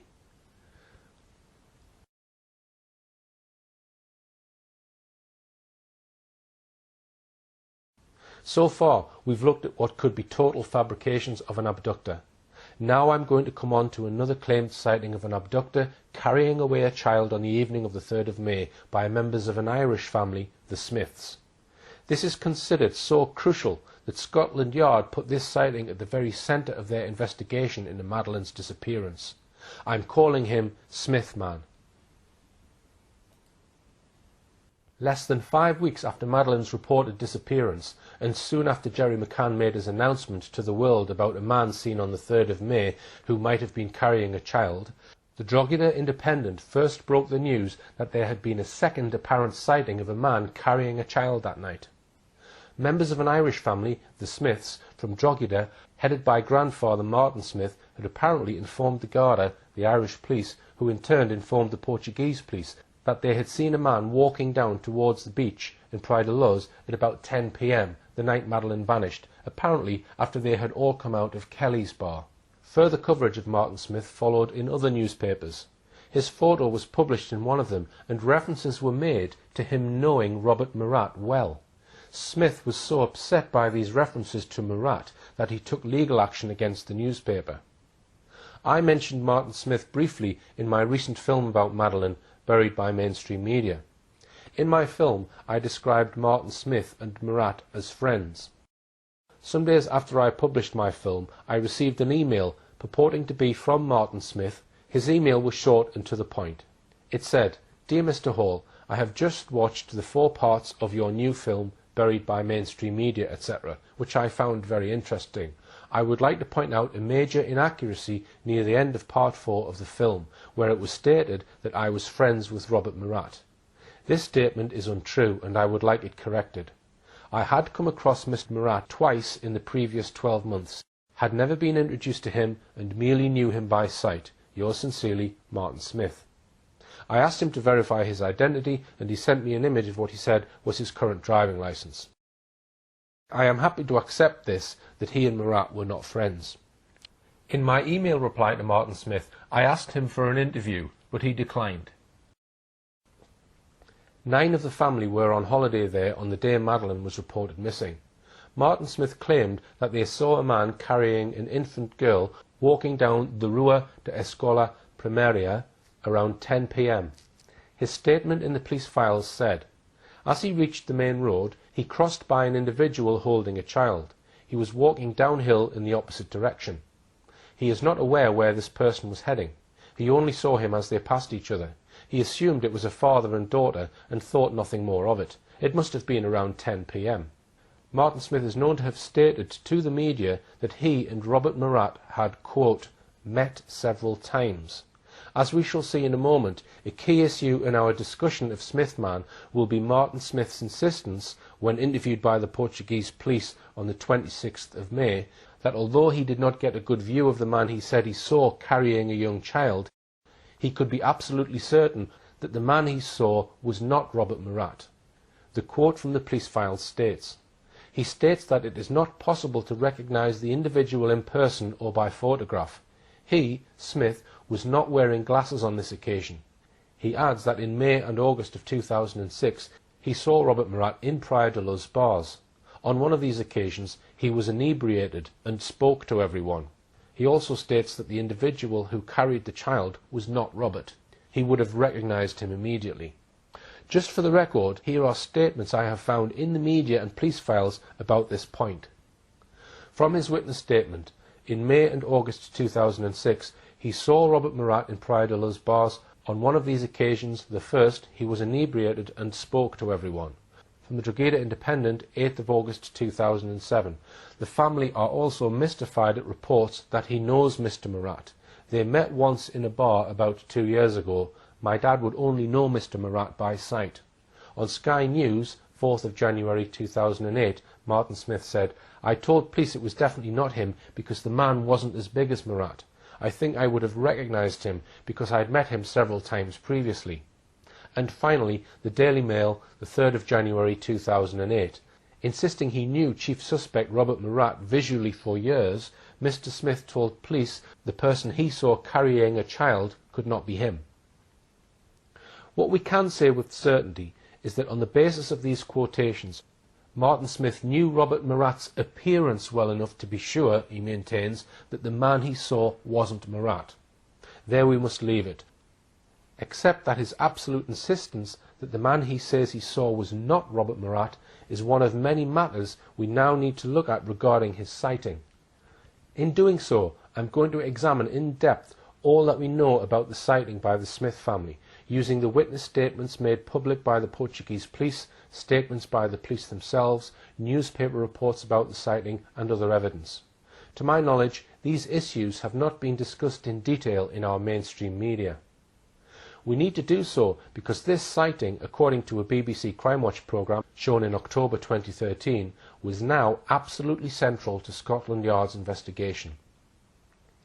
As I mentioned, the first ever news of the Smith sighting came in an article in this local newspaper, the Drogheda Independent, on the 6th of June 2007, and 11 days after they were interviewed by the police in Portugal. The report told us, local family may have seen missing Maddie. The Drogheda family may have been the last people to see abducted 4-year-old Madeleine Mccann in Portugal. The family is understood to have seen a child in the arms of a man on the night and at the time Madeleine was taken from her parents' apartment in Praia de Luz. They have reported the matter and recently gave statements to the Portuguese police. The Portuguese police have asked the family not to speak to the press in case they compromise their investigations. The family declined to give any details to the Drogheda Independent. It is not known who leaked this information to the Drogheda Independent. I will begin my examination of this sighting with an absolutely crucial aspect of it. That is, when Martin Smith and his family first told police about it. On the day Madeleine was reported missing by the McCanns, Martin Smith was holidaying at his holiday apartment in the Estra de Luz complex in Praia de Luz. With him were 8 other members of his family. His son Peter, his daughter-in-law Sheila and their 2 children aged 13 and 6, 2 other grandchildren aged 10 and 4, the children of his daughter Barbara. That made 9 of them altogether, 4 adults and 5 children. On the evening of the 3rd of May, Martin Smith and his family went out for a meal at the Dolphin restaurant in Praia de Luz. For some of the family, it was their last night in Praia de Luz. Peter and his family had booked their flight home the next morning. The police verified that the Smith family ate at the Dolphin restaurant that evening by finding the bill from the restaurant's till receipts. They finished their meal at about 9:30 p.m. that evening. Then they say they went to Kelly's bar for a drink on their way back to their apartment. An examination of the bar receipts for that night do not prove that they all went in for a drink. Only 4 receipts cover the period they were in Kelly's bar. None of the receipts show drinks bought for an entire family. The receipts are for perhaps 2 or 3 drinks. Unfortunately, the police do not seem to have asked the Smiths any questions about what drinks they ordered. On their own account, they were only there for a short time, maybe arriving at Kelly's bar around 9:35 p.m. and apparently leaving no more than 20 minutes later at around 9:55 p.m. The police checked out their story at Kelly's bar with the manager and his staff. A police statement said, "On the 10th of October at around 3 p.m. we went to Kelly's bar. We were received by an employee of the bar who had been on duty on the night of the 3rd of May 2007. When questioned whether she remembered the visit to the bar by witness Martin Smith and his family, she replied that she does not remember. Given the lapse of time between the events and because the bar is daily frequented by dozens of clients of different nationalities. So there is some doubt about whether all of them stopped off for a drink at Kelly's bar that night. One thing that would have confirmed their story is the CCTV camera outside the Estrella de Luz complex. Unfortunately, by the time the police got to examine it, all the footage that night had been wiped. The Smiths' account is of a man carrying a young blonde girl in pyjamas as the 9 members of the family were walking back to their apartment. Most of them say they remembered seeing him, although only 3 members that we know of made statements to the police. The Smiths say it was dark at the time they saw him, around 10 p.m. It was a cold, early May night, the temperature down to around 13 degrees centigrade. In the area where they saw him, the street lighting was weak. Each one glimpsed at him for a few seconds at the most as he walked past them. None of them say they got a clear view of his face. The 3 members of the family who made formal statements, Martin Smith, the grandfather, and his 2 children, Peter and Eva, each told police that if they ever saw this man again, they would not be able to recognize him. These are important matters I will return to when we examine the claims that the Smiths, 1 year after their sighting, were apparently able to draw up these 2 e-fits of the man they say they saw, as shown by Detective Chief Inspector Andy Redwood on the BBC Crime Watch programme in October 2013. Their sighting must have been a memorable and fairly unusual sight. A man walking the streets of a small town carrying an infant dressed only in pyjamas. No one with him, no buggy or pushchair, no coat or blanket covering the child. The following day in this village there was an international media storm. The whole of Praia de Luz and its surroundings were crawling with police officers, and hundreds of people from Praia de Luz and the surrounding villages were searching for Madeleine as well. The mainstream news media had clearly been tipped off very early that this was going to be a major story. Not only did Madeleine Mccann become the top story at breakfast time the following day, but by lunchtime the world's media were descending on the small town in droves. By mid-morning could anyone have been unaware that a 3-year-old British girl was missing? Martin Smith, his wife, his daughter Eva and 2 grandchildren stayed in Praia de Luz for a further week, while his son Peter and his family flew home to Ireland. The next day, 5th of May, just the same. Villagers, police, camera crews, journalists, everywhere. Madeleine was the top news item in Portugal, Britain, Ireland and all over the world. The police and the media were appealing for anyone with information to come forward. The Smith family had apparently seen a man carrying a blonde girl clad only in pyjamas late on the night in question. And days went by, 5th, 6th, 7th, 8th, 9th of May. On Wednesday the 9th of May, Martin Smith and his family flew back to their home in Drogheda, Ireland. The 10th, the 11th, 12th, 13th, 14th and 15th went by. All this time, Madeleine remained top of the news on the TV and front pages of all the national newspapers in both Ireland and Britain. It wasn't until Wednesday the 16th of May, 13 days after Madeleine was reported missing, that the Smiths decided to report their sighting. So what was it, after 13 days of media frenzy, that prompted Martin Smith to contact the Irish police?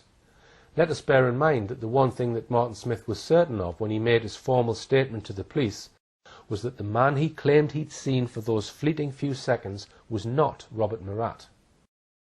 And why did he phone the police on that particular day, the 16th of May? Let's review what was happening to Robert Murat during this period. Murat is of English heritage but spent much of his early life in Portugal. He speaks fluent English and Portuguese. At the time the McCanns had their fateful holiday in Portugal, he was living part of the year in England and part in Portugal, where he had business interests. He had a young daughter in Norfolk, but was separated from his wife and going through a divorce. Whilst living in Norfolk, he acted as an official translator for Norfolk police. On the day the McCanns began their holiday in Praia de Luz, Saturday the 28th of April 2007, Murat was staying with his sister in Devon, and, he says, renovating his grandmother's house. She had recently died. On Monday the 30th of April, just 2 days later, we know that he booked a ticket to fly to Portugal early the very next morning. According to Murat, he had been summoned to Portugal because he urgently needed to discuss his business affairs there. Murat had a girlfriend in Portugal, Michaela Walsuk. Her vision of events was that she had asked Murat to come over immediately because she was fed up waiting for Murat's divorce to come through. Had something happened the previous day, Sunday the 29th, which meant that he was urgently needed by someone? These are matters I hope to go into in depth in another film, focusing on the role of Robert Murat in this whole affair. In the event, in the early hours of Monday the 1st of May, his sister drove him to Exeter Airport. By 9:30 a.m. that morning, his plane had already touched down at Faro Airport. He then seems to have embarked on a round of meetings with Michaela, with his lawyer Francesco Pagaret, and with various business contacts and local people. On Friday the 4th of May, so he says, he woke up and learned from a passer-by that a young British girl was missing. He immediately went up to the Ocean Club reception, spoke to the police and offered his services as a translator. His offer was readily accepted, given the sheer number of English people that the police now had to interview. And Murat was given the lead translating role, interpreting many important witness statements. But as he did so, suspicions about him grew. A journalist writing for the Mirror and the Independent, Laurie Campbell, is said to have spread rumours about him. I called Leicestershire Police back in the UK on Monday. Why? Because I was very suspicious about this man and his behaviour. Some of the stories that he was telling didn't ring true, his facts didn't add up. He was being very vague about his background, and he seemed far too interested and ready to give information to the media. Campbell had previously worked closely with Clarence Mitchell, Tony Blair's top media manipulator, who was appointed by the government 3 days after Madeleine disappeared to be the McCann's public relations spokesman and reputation manager. Then Murat started exhibiting some strange behaviour whilst translating for the police. Let's look at some observations made by one of the police officers, Inspector Pedro Veranda, who worked on the Madeleine McCann investigation. He was so concerned about him that he wrote this report, to be found in the police's records of the inquiry. Let's just list the allegations made against Robert Murat. 1. Displaying an unusual curiosity about the investigation. 2. Insistently and repeatedly questioned me about the identity of possible suspects. 3. Insistently and repeatedly questioned me about the strategy outlined by the head of the investigation. 4. Insistently and repeatedly questioned me about the work that might possibly have been considered for the coming days. 5. Unusual and absolutely inappropriate behaviour. 6. Covertly trying to catch glimpses of various items being prepared for the case files. 7. Persistently trying to influence the conduct of the investigation. Inspector Veranda was also concerned that Murat manifested an enormous knowledge about the function of the Ocean Club and manifested enormous knowledge about the routines followed by the McCann family. The question that we might well ask about all this is, was this merely Murat's personal curiosity about the investigation, or was he acting on someone else's instructions? Following these developments, on Sunday the 13th of May, there was an informal police identity parade with Jane Tanner. The police put her in a police van with a two-way mirror and caused several people to walk by the van. Robert Murat was one of those who walked by. As Dr. Gonçalo Amaral says in his book, Jane Tanner was adamant Robert Murat was the man she had seen carrying the child near the McCann's apartment 10 days earlier. As we may discuss in another film, Murat looked nothing like the man Tanner later sketched as the abductor. Later, Tanner admitted that she had been wrong to identify him. Not only did Jane Tanner insist that Murat was the abductor, but also MI5, the Child Exploitation and Online Protection Service, and criminal profilers for the British Security Services had been hard at work profiling Murat as the likely abductor. Now let's see how Gonçalo Amaral dealt with this issue in his book. He wrote, members of the British agency CEOP, Child Exploitation and Online Protection Centre, take a close interest in Murat and work to develop his psychological profile. The English specialists have continued to refine the profile of the suspect. There is a 90% chance that he is the guilty party. So it was that on Tuesday the 15th of May, on the basis of Tanner's insistence that Murat was the man with the child she'd seen on the evening of the 3rd of May, and on the basis of British intelligence officers saying that Murat fitted the likely profile of the abductor, the police pulled in Robert Murat for questioning. Immediately after his police interview, the police made Robert Murat the first formal suspect in the case. there was another media storm, with the press full of lurid stories which clearly implicated him as the likely abductor. Okay, so how does this fit in with the sighting by the Smith family? What is very curious is that for 13 days none of the Smith family appear to have done anything to contact the police about seeing a man carrying a child dressed only in pyjamas in the dark on the night Madeleine was reported missing. Yet, as far as we know, the very day after Murat is made a formal suspect, Martin Smith for the first time tells the police about his sighting. He then flies to Portugal 10 days later, the 26th of May, and is interviewed by the police, and one thing Smith is adamant about is that the man he saw was not Robert Murat. Is this timing just coincidence? This is how the investigation coordinator, Dr. Gonçalo Amaral, put it in his book. He wrote, "The Smiths learn that, according to Jane Tanner's statements, Murat is definitely the man encountered on the night of the abduction. Mr. Smith then gets in touch with the Irish police to relate what he saw on the night of the 3rd of May. He insists categorically that the man they came across with the little girl in his arms was not Robert Murat. He is sure of it because he knows him." Let's examine why Martin Smith is said to have first contacted the police. The first story given by Martin Smith about why he had delayed so long was given in the Daily Mail in an article by Vanessa Allen on the 3rd of January 2008. Quote, "We were home 2 weeks when my son rang up and asked, was he dreaming, or did we meet a man carrying a child the night Madeleine was taken? We all remembered that we had the same recollection. I felt we should report it to the police." Further on in the same report, we read this quote, "Initially the Smith family thought nothing more of the encounter, and even the next day when the story broke, they still didn't make the connection. We were home 2 weeks when my son rang me up and asked, was he dreaming, or did we meet a man carrying a child the night Madeleine was taken? We all remembered the same recollection, and I felt we should report it to the police," said Mr. Smith. The same story was given to the Drogheda Independent 6 days later, on the 9th of January 2008. This time Martin Smith's son, Peter, is quoted. He said, "It was only after we were home 2 weeks that I remembered seeing him. At the time my attention was focused on looking after my wife. When I mentioned it, it jogged my father's memory, and he too remembered seeing the same man," Peter added.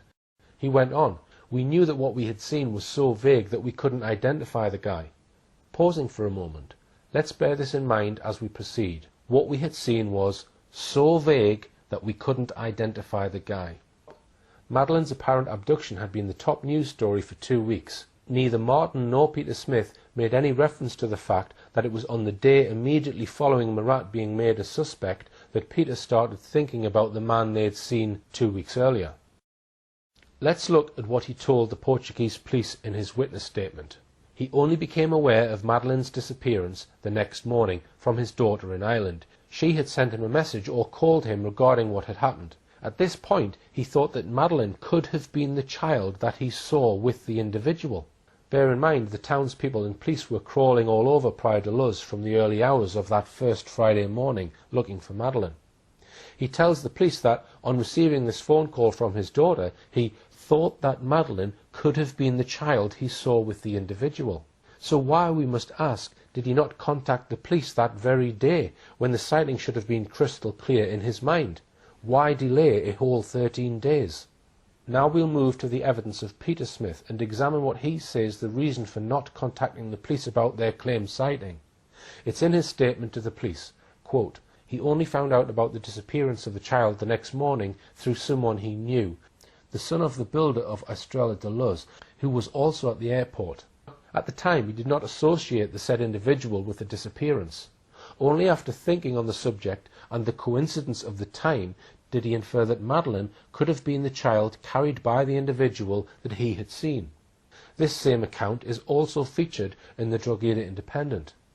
In its edition of the 8th of August 2007, a family member, possibly Peter again, is quoted as saying, "We returned to Ireland the next day, and because the reported abduction times didn't originally match, we never had cause to examine their journey that night."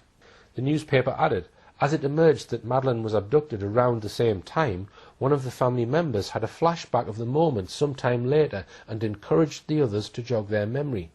They remembered passing a man walking towards the beach with a child in his arms. Other than his approximate height and the fact that he was wearing beige clothes, they cannot be more specific than that. "We are annoyed at how vague our description is," said the family member. Once again, the family member states how vague our description is. Here is the same account, once again in The Sun, 3rd of January 2008. Their report reads, "The Smiths were leaving Kelly's Bar between 9:50 and 10 p.m. on May the 3rd last year. They flew home to Ireland the next day, but when the times of Maddie's abduction were revealed, the family remembered seeing a man, 5'7" to 5'9" tall, and dressed in beige, carrying a child. Significantly, the description matches that given by Jane Tanner, 37, a friend of the McCanns." And that leads to another reason the media claim the Smiths contacted the police 13 days after Madeleine was reported missing.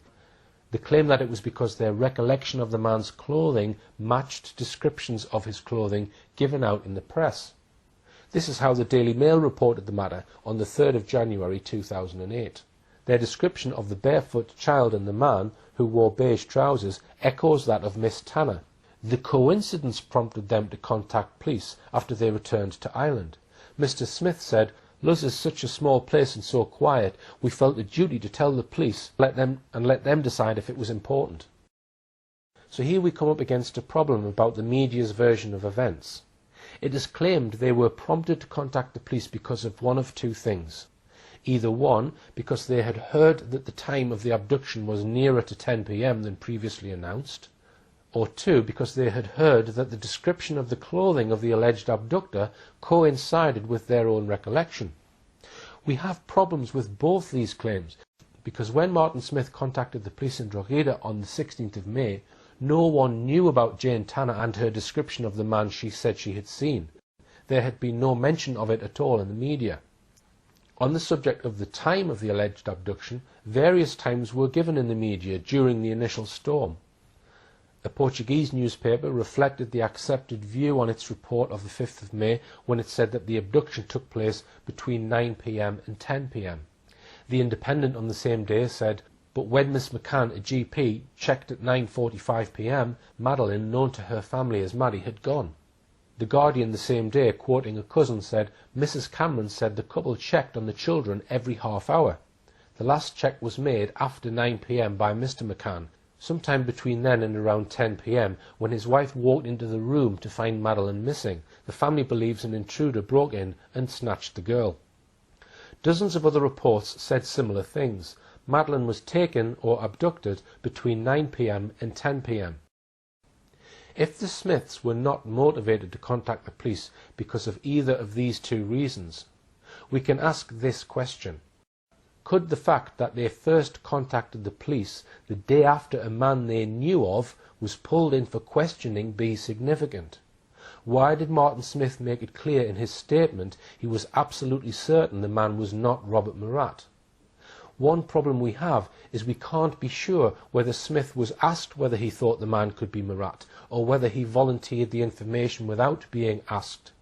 Here is the actual wording of the police report. In May and August of 2006, he saw Robert Murat in Praia de Luz bars. On one of these occasions, he was inebriated and spoke to everyone. He also states that the individual who carried the child was not Robert. He would have recognized him immediately. We should also bear in mind the quote from Gonçalo Amaral's book. The Smiths learn that, according to Jane Tanner's statements, Murat is definitely the man encountered on the night of the abduction. Mr. Smith then gets in touch with the Irish police to relate what he saw on the night of the 3rd of May. He insists categorically that the man they came across with the little girl in his arms was not Robert Murat. He is sure of this because he knows him. Despite the different reasons cited in the media for contacting the police that we discussed, Gonçalo Amaral's book seems to suggest a motive. I must make it clear here that I am not stating that this was Martin Smith's motive. I am just asking the question. At the time Martin Smith contacted the police, it was known publicly that Murat had just been made a suspect. But there was no mention publicly that anyone had been seen carrying a child. Only those close to the investigation at that time would have known about claims of a man carrying a child. And here's another question we need to consider.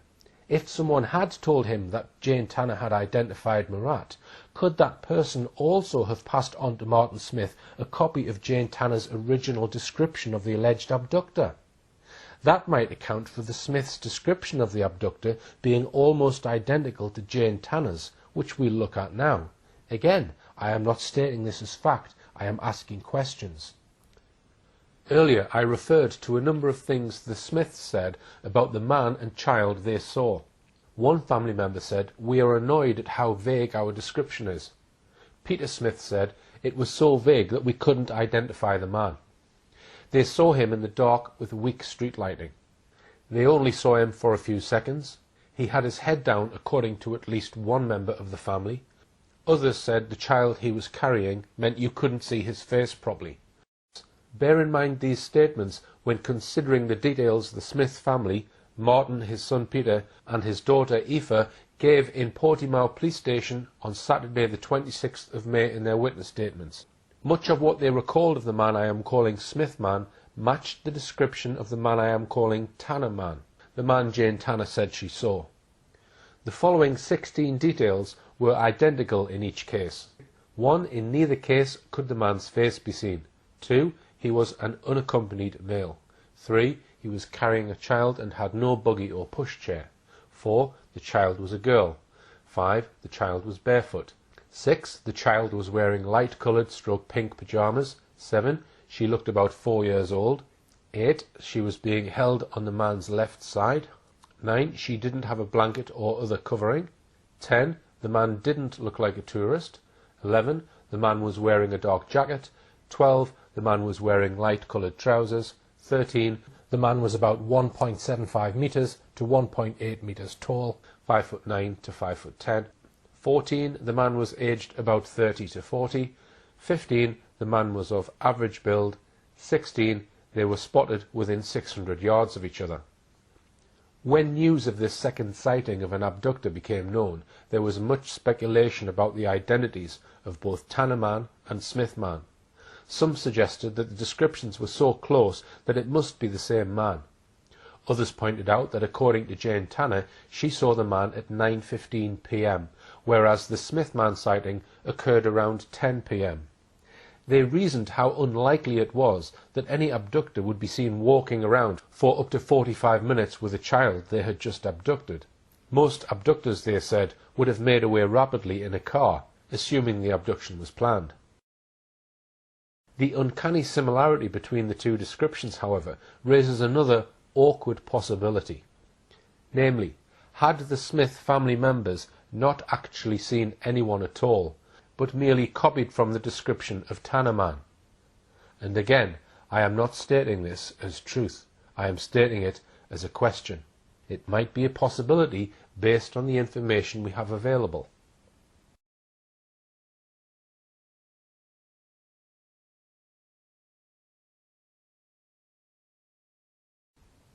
Although no description of Tanner Man had yet been made public, the McCanns and their group of friends obviously knew of the description. So almost certainly Robert Murat would have known. After all, for several days following Madeleine's disappearance, he spent most of the day in the police station translating for a series of witnesses and talking to the police. I raise the possibility, although I am not saying this is true, that Martin Smith may have secretly been informed of Jane Tanner's description of Tanner Man, mainly because, as we've seen, the descriptions of Tanner Man and Smith Man are so strikingly similar. And again, I am not stating these as known facts, only hypothesizing based on what I know. I have asked Martin Smith in emails twice if he would be interviewed by me on camera to clear up these issues. On the first occasion he declined, and on the second, to date, he has not replied. In fact, I am not aware of any interviews the Smiths have given on camera. Earlier I suggested that the descriptions of both Sagres Man and Tanner Man could have been based on the same source, namely the oddly dressed Wojciech Krukowski. If in turn Smith Man was based on Tanner Man, then all three descriptions would turn out to be based on Wojciech Krukowski. Let's look at these descriptions. 1. The face. Sagres Man, Caucasian with Latin colouring of medium complexion, Tanner man, dark-skinned individual, couldn't see his face. Smith man, difficult to see his face in the dark, didn't appear to have a beard or moustache. 2. The age. Sagres man, between 35 to 40 years of age. Tanner man, aged 35 to 40. Smith man, Martin Smith says 35 to 40. Peter Smith says about 35, maybe older, while Aoife Smith suggests 20 to 30. 3. Height. Sagres man, around 170 to 175 centimetres in height, 5'7" to 5'9". Tanner man, about 1.7 metres tall, 5'7". Smith man, Martin and Peter Smith say he was about 1.75 metres to 1.8 metres tall, 5'9" to 5'11". Aoife Smith says 1.7 to 1.75, 5'7" to 5'9". 4. The hair. Sagres man, curly dark brown hair that ran down to the back of his neck and in a ponytail. Tanner man, very dark, thick hair, longer at the back. Smith man, all the Smiths say his hair was brown and shortish. Aoife says his hair colour was light brown, thick and long on top. 5. The jacket. Sagres man, he wore a cream-coloured cloth coat stroke jacket of the same material as his trousers.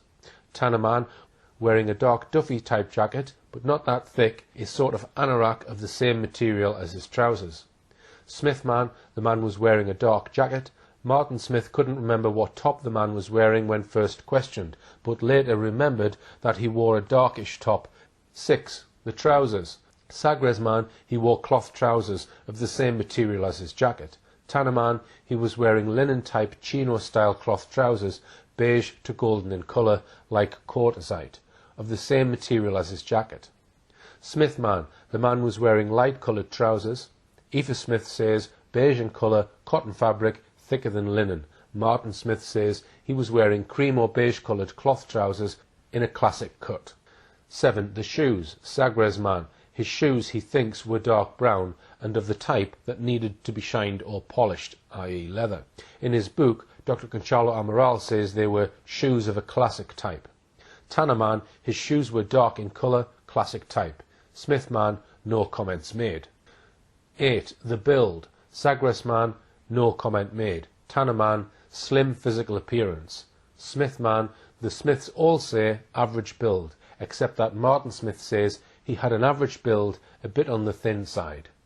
9. Not a tourist. Sagres man, no comment made, but Conchalo Amaral writes in his book, Chapter 3, the stranger did not look like a tourist. Tanner man, by the way he was dressed, he gave her the impression that he was not a tourist, because he was very warmly dressed. Smith man, the man didn't look like a tourist. The Portuguese police report Martin Smith's evidence on this point as follows. Urged, he states that the individual did not appear to be a tourist. He cannot explain this further. It was simply his perception given the individual's clothing. The three descriptions are not exactly the same, but the similarities are obvious.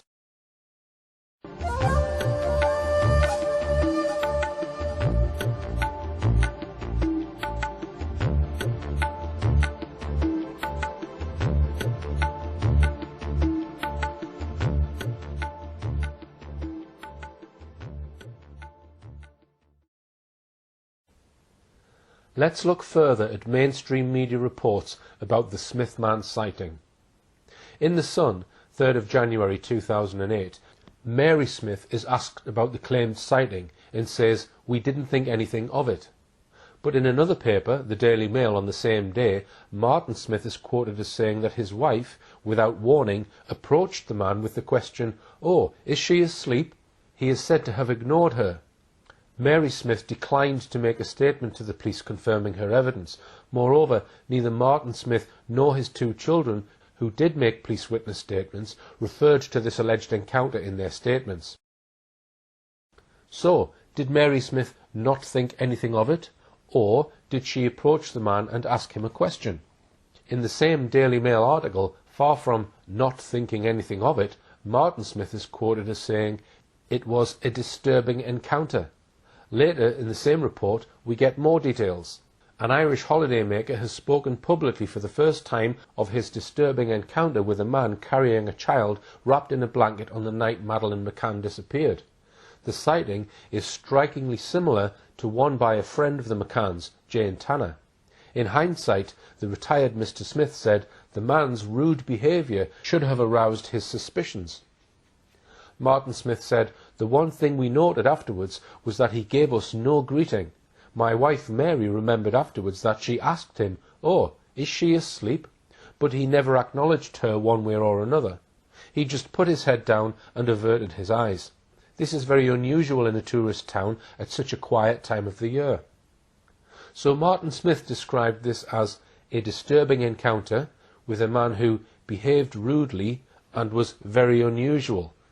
The Mail article continued, "Mr. Smith said it was some time before the family realised they could be star witnesses. We were out the night it happened. We went home about 9:50 p.m. and we heard nothing at all about Madeleine Mccann until the next day. I was taking my son Peter to the airport, and on my way back I heard that a kidnapping happened in the village of Luz. We were looking at all the commotion on Sky News, and we really felt quite helpless. We had 2 grandchildren with us at the time, aged 4 and 5, and it had a terrible effect on them. They all wanted to sleep in the same room as us until we went home on the Wednesday." We see contradiction here with Mary Smith's "we didn't think anything of it" and her husband's "he was rude, it was very unusual, disturbing." One odd feature of this Daily Mail report was that the child was wrapped in a blanket. One wonders where that came from, as none of the 3 Smiths who made statements mentioned a blanket. They all insisted she was dressed only in pyjamas. Here is what 3 of the Smiths said in their official witness statements. Aoife Smith said that she didn't see the child's face because she was lying vertically against the man's left shoulder. Peter Smith said the girl was asleep, her eyelids were closed. Martin Smith says the man didn't speak, nor did the child, as she was in a deep sleep. Martin Smith said he put his head down. His son Peter, he did not try to hide his face, nor did he lower his gaze. Another issue is how Martin Smith's memory seemed to improve between making his first statement on the 26th of May 2007 and a second one in January 2008. In May 2007, the police asked him to describe what the man was wearing. In a statement he signed, he wrote, "He did not notice the body clothing and cannot describe the colour or fashion of the same." By January, 8 months later, he was able to say the man was wearing beige trousers and darkish top, maybe a jacket or blazer. To our knowledge, neither Martin Smith nor his 2 children in May 2007 could remember what the man was wearing above his waist. Peter Smith said that he also does not remember the clothing the individual wore or his shoes. His younger sister, Aoife Smith, said that she did not see what he was wearing above his trousers, as the child covered him almost completely at the top. So it is interesting that Martin Smith claimed over 8 months later that the man was wearing a darkish top, maybe a jacket or blazer. I'm now going to look at the extraordinary claim made by Martin Smith over 4 months after he first reported his sighting. On the 20th of September, he phoned Leicestershire Police. This time he made the claim that the man he had seen over 4 months ago may have been Jerry McCann. Let's see how this development came about. Why did he think this? Because, he said, he had seen Jerry McCann on his return to England on the 9th of September on a TV news bulletin, walking down the steps of his plane carrying his son Sean on his left shoulder. And how did that enable him to say it was Jerry McCann that he saw back on the 3rd of May? Gonçalo Amaral supplies an answer in his book. It was, quote, that way of carrying his child, that way of walking. So it was the way Jerry McCann was carrying his son Sean down the steps of the plane that made his mind go back and think it probably was Jerry McCann that he saw. Remember, he saw the man for a second or two in the dark over 4 months ago. When carrying a child who is asleep or very tired, a natural way to carry your child, if you have no buggy or pushchair, is on one's shoulder. The twins were just 2.5 years old. It's normal for passengers with an infant that age to carry their child down steep aircraft steps on their shoulder. And it appears that Martin Smith didn't inform the police immediately he saw the news broadcast. The evidence suggests that he waited several days before doing so, 11 days in fact, as Leicestershire police records seem to show that Smith made the call on the 20th of September. He added that he was 60 to 80% sure it was Jerry McCann, based, it seems, on the way he was carrying his infant son on his shoulder. Gonçalo Amaral was told the news. He made provisional arrangements to interview Martin Smith again, but on the 2nd of October he was taken off the investigation by the Chief of Police and replaced by Paolo Rebello. And there the matter rested, until the McCann team began contacting Martin Smith and his family, probably around December 2007. And as I will show in a moment, very soon the McCann team began placing significance on the Smith man's sighting. Given that Martin Smith had been 60 to 80% sure in September that he had really seen Jerry McCann that night in May, that seems like a remarkable turnaround. I should also mention here another statement to be found in the police files of a sighting by a couple in the early hours of the 5th of May, just over 24 hours after Madeleine was reported missing. This alleged sighting was in Alvor, about 10 miles east of Praia de Luz. They say they saw a white van which pulled up in the middle of the road. A man got out carrying a child and staggered up a bank in a drunken manner. Soon after, they saw a woman who appeared worried. One of the witnesses, Richard McCluskey, after giving his initial statement to the police on the 9th of May, contacted the police again 4 months later in September to give a second statement, in which he said, "I have watched a good deal of news coverage about the McCanns over the past week or so. Another thing which has played on my mind is the coverage of Mr. McCann walking off the aeroplane holding one of his young children. The way he was holding the child over his left shoulder reminded me of the man carrying the child from the white van in Portugal." There is a great deal of coincidence with regards to this sighting and the Smith sighting. Both Richard McCluskey and Martin Smith gave statements of a man carrying a child. McCluskey's statement was taken 4 days after his sighting. Smith's was reported 13 days after his sighting. They both gave a voluntary second statement in mid-September which implicated Jerry McCann, and they both made these new statements because of the way Jerry McCann was carrying his child on his left shoulder off the plane. We are surely entitled to ask, was someone feeding them a script? I will mention here that I am aware that a significant number of people believe that Smith man was indeed Jerry McCann. And you are perhaps wondering why I am not making more of this possibility. Well, I don't rule that out. But bear in mind, the Smith sighting is extremely similar to the very suspect Tanner sighting. I have also seen evidence which suggests to me that Madeleine may have died on or around the 29th of April. If this is true, it is unlikely that Jerry McCann 4 days later would walk down a public street with his daughter's corpse for everyone to see. I hope to highlight this evidence in another film. Before I move on, I just want to deal with one report that surfaced in the Daily Mirror on the 16th of October 2013. Just 2 days after the BBC Crime Watch McCann special, which I am going to examine later on, it claimed that Martin Smith had tried to talk to the Portuguese police early on, but that they were not interested in his sighting. The report included several quotes from Martin Smith. Here are some extracts from the Mirror's report. A key witness in the Madeleine McCann case claimed yesterday that Portuguese police failed to take his evidence seriously. Mr. Smith, a former Unilever executive, made a statement along with his wife Mary, daughter Aoife and son Peter soon after Madeleine vanished on the 3rd of May 2007. Retired businessman Martin Smith, 64, provided details for an e-fit of the prime suspect after spotting the mystery man carrying a child at 10 p.m, close to where the 3-year-old vanished more than 6 years ago. But he said his information was virtually ignored by local officers because they were too busy chasing up another sighting of a man near Kate and Jerry McCann's holiday apartment in Praia de Luz 45 minutes earlier. Scotland Yard detectives reinvestigating the case after 6 years have now established that the suspect Portuguese police were so keen to trace, spotted by holidaymaker Jane Tanner at 9:20 p.m, was just an innocent British tourist returning with his own child from a creche. This article is misleading by suggesting that the Portuguese police took details from the Smiths for an e-fit, yet went on to ignore this. It was also misleading in suggesting that the police were too busy chasing up the sighting of another man, namely Tanner Man.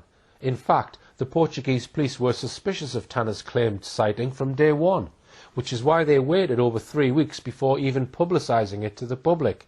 And even then, they did so only after the Chancellor of the Exchequer, Gordon Brown, leaned heavily on the Portuguese authorities to do so.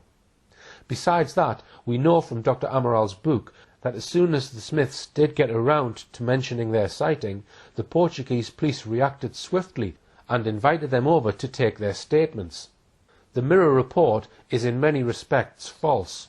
Like many other mainstream media reports in this case, this false claim was probably, like so many other Madeleine Mccann stories, supplied by the McCann's public relations spokesman, Clarence Mitchell.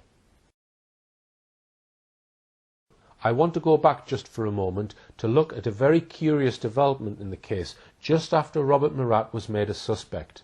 He was made a suspect on Tuesday the 15th of May. Within 24 hours of Murat being named as the chief suspect, 3 separate members of the McCann's group of friends, the Tapas Seven, Rachel Oldfield, Russell O'Brien and Fiona Payne, all made separate statements to the Portuguese police claiming they had seen Robert Murat in the vicinity of the Ocean Club around the time Madeleine disappeared. They even stuck to their story when all 3 of them were summoned to a tense head-to-head confrontation with Murat in a poky room in Portimao police station on the 11th of July that year. Taken together with a 4th Tapas 7 member, Jane Tanner, having also claimed to be sure that it was Robert Murat she'd seen carrying a child away from the McCann's apartment on the 3rd of May. Was this an organised effort by the McCann team to fit up Murat as the abductor of Madeleine Mccann? Was he perhaps the fall guy, the patsy? These are issues I hope to cover in depth in a forthcoming look at the role of Robert Murat in this case. I'm going to conclude my analysis of Smithman with a look at how the McCann team came to bring great significance to the Irish family's sighting, as we'll see from quite early on. And then I'll finish off with an in-depth look at how the BBC Crime Watch team back in October 2013 suddenly rescued this sighting from complete obscurity and helped DCI Andy Redwood to make Smithman Scotland Yard's #1 suspect. It is an extraordinary story. So far, the Smithman sighting has gone through what I might call 3 phases. Phase 1, from the 3rd to the 15th of May 2007, an unreported sighting. The Smiths claimed to have seen a man carrying a child, but did not report it. Phase 2, from the 16th of May to the 20th of September 2007. A reported sighting. The Smiths report what they say they saw, and the Portuguese police interview 3 members of the Smith family. Phase 3, from the 20th of September to December 2007. Could it be Jerry McCann? Martin Smith triggers new interest in the sighting by claiming that he was 60 to 80% sure he really saw Jerry McCann that night in early May. I'm now going to look at what I'm calling Phase 4, January 2008 to November 2008. The McCanns take over the Smith sighting. To see how Phase 4 developed and how the McCanns and their team got involved, we need to go back and look at the press coverage in the first week of January 2008. The news of the McCann team's involvement with the Smithman sighting was first broken by Rupert Murdoch's son and the Daily Mail and Mirror on the 3rd of January 2008. The Sun report told us, private detectives hunting the Madeleine McCann case are to quiz an Irish family who may have been the last to see her alive. Martin Smith, his wife and children told cops they saw a man carrying a little blonde girl in Pride of Luz on the night Maddie vanished. Investigators from the Metodo 3 agency, hired by Maddie's parents, Jerry and Kate, are preparing to travel to Ireland to interview them. Mr. Smith, who has already spoken to Portuguese cops over the sighting, said yesterday, "I'd talk to anyone to move this investigation on. I think about Maddie every day," he added. "I found the Portuguese cops not to be the most efficient bunch." The Mirror report added this detail. The McCann spokesman said yesterday, "Our detectives are being very methodical and I am quite sure that this family will be on their list." We learned from that article that the investigators were from Metodo 3.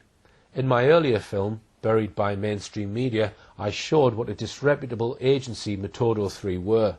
I also explained that the entire McCann private investigation team was run by Cheshire businessman Brian Kennedy.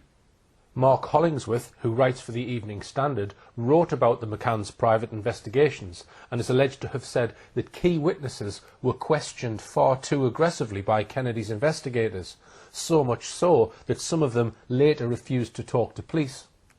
The claim in the Mirror report that the Metodo 3 men were being very methodical was laughable. This was the outfit whose boss, Francisco Marco, had lied by boasting that Madeleine was alive and that his men knew where she was and were closing in on the kidnappers, and finally promised that Maddie would be home by Christmas. By the end of the month, Brian Kennedy had indeed made contact with the Smiths because of a letter sent on the 30th of January by Detective Sergeant Liam Hogan of the Garda Detective Branch in Drogheda to the Portuguese police. Hogan wrote, "He has been contacted by numerous tabloid press looking for stories. He has been contacted by Mr. Brian Kennedy, who was supporting the McCann family, to take part in a photo fit exercise." He added, "I do not believe that Martin Smith is courting the press. In my view, he is a genuine person. He is known locally and is a very decent person." What happened next in this story is shrouded in mystery. Martin Smith, to our knowledge, has said nothing publicly about it. The McCann team have said almost nothing. Most of what we know comes from a former top MI5 man. What we can distill from what little we know is the following.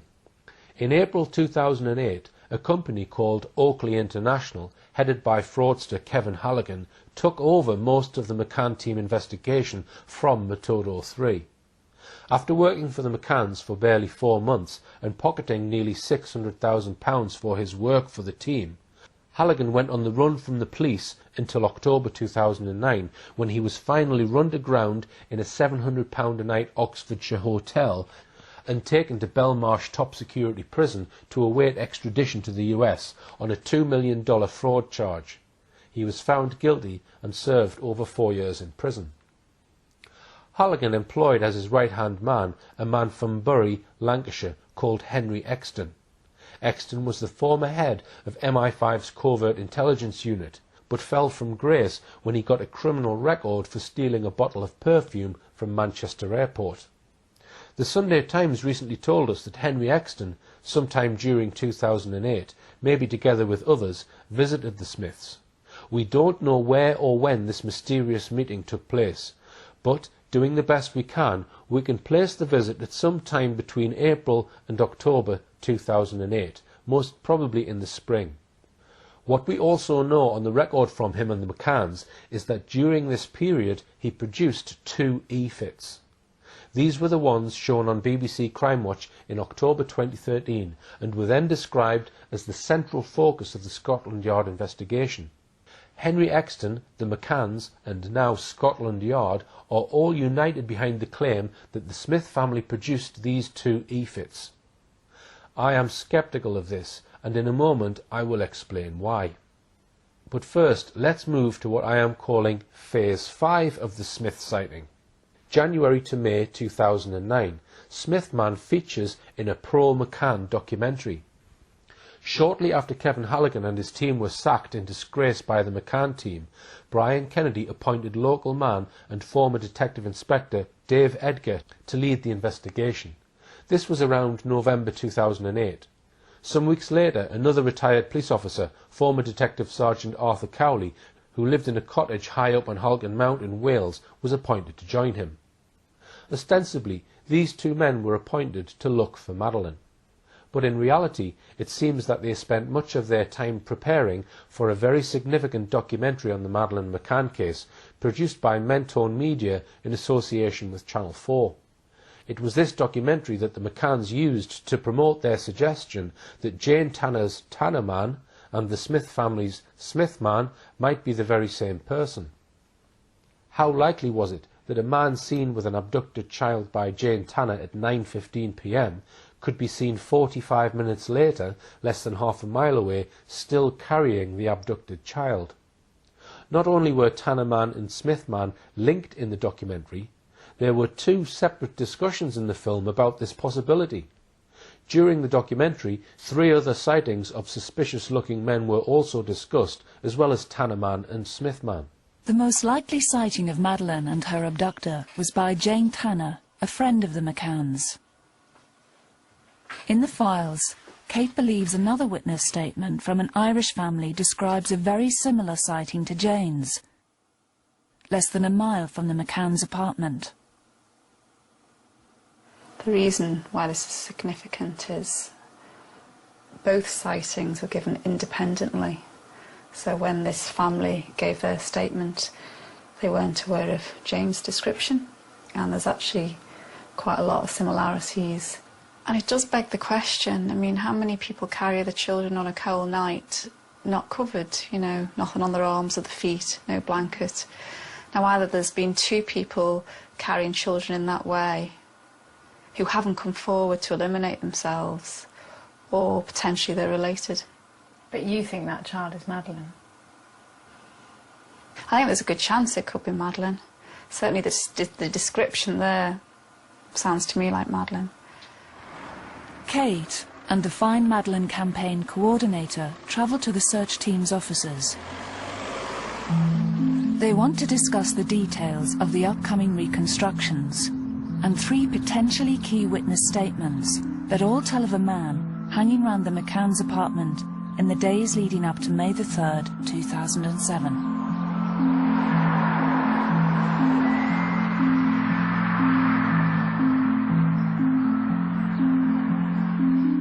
The most important ones, apart from the obvious of Jane, is sighting number 3, the man in the alleyway at the back of the apartment.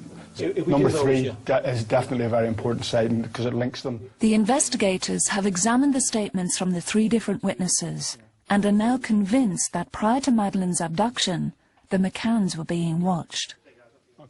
The team hope this new information will give them the breakthrough they need. You'd think it's got to be the same person, wouldn't you, really? And all 3 say that he was watching the apartment. Yeah. We're here to discuss the pending reconstruction that we want done.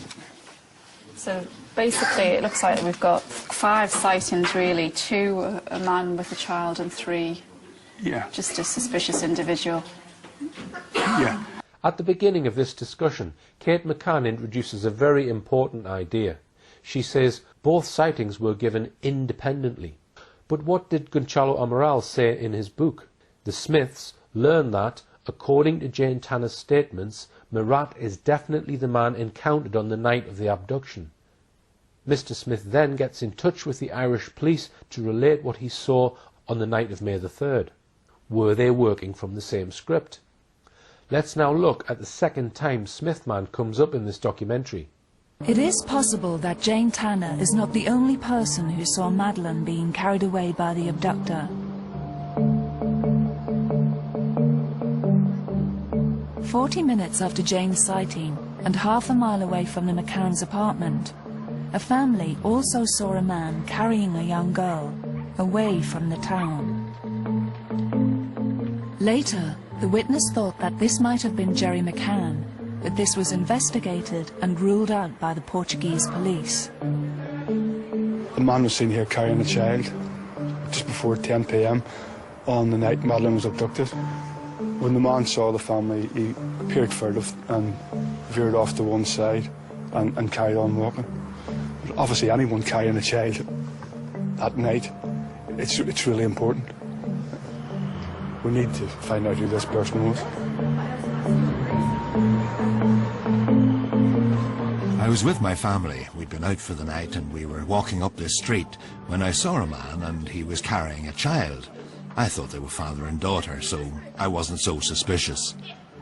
The girl was about 4. She looked like my granddaughter, blonde hair, pale white skin, typically British. The man didn't look like a tourist. I can't explain why. It was probably from his clothes.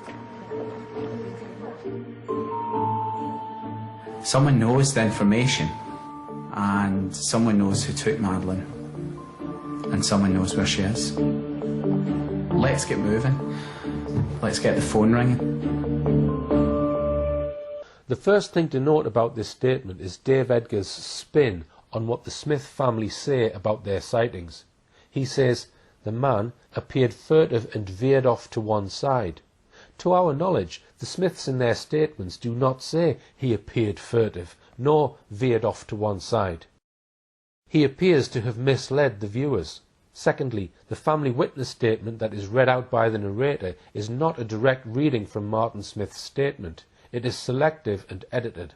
Third, despite Martin Smith's statement back in September 2007 to claim that Jerry McCann was probably the man he'd seen on that dark night in May, this is now curtly dismissed by the narrator, who says the witness thought that this might have been Jerry McCann, but this was investigated and ruled out by the Portuguese police.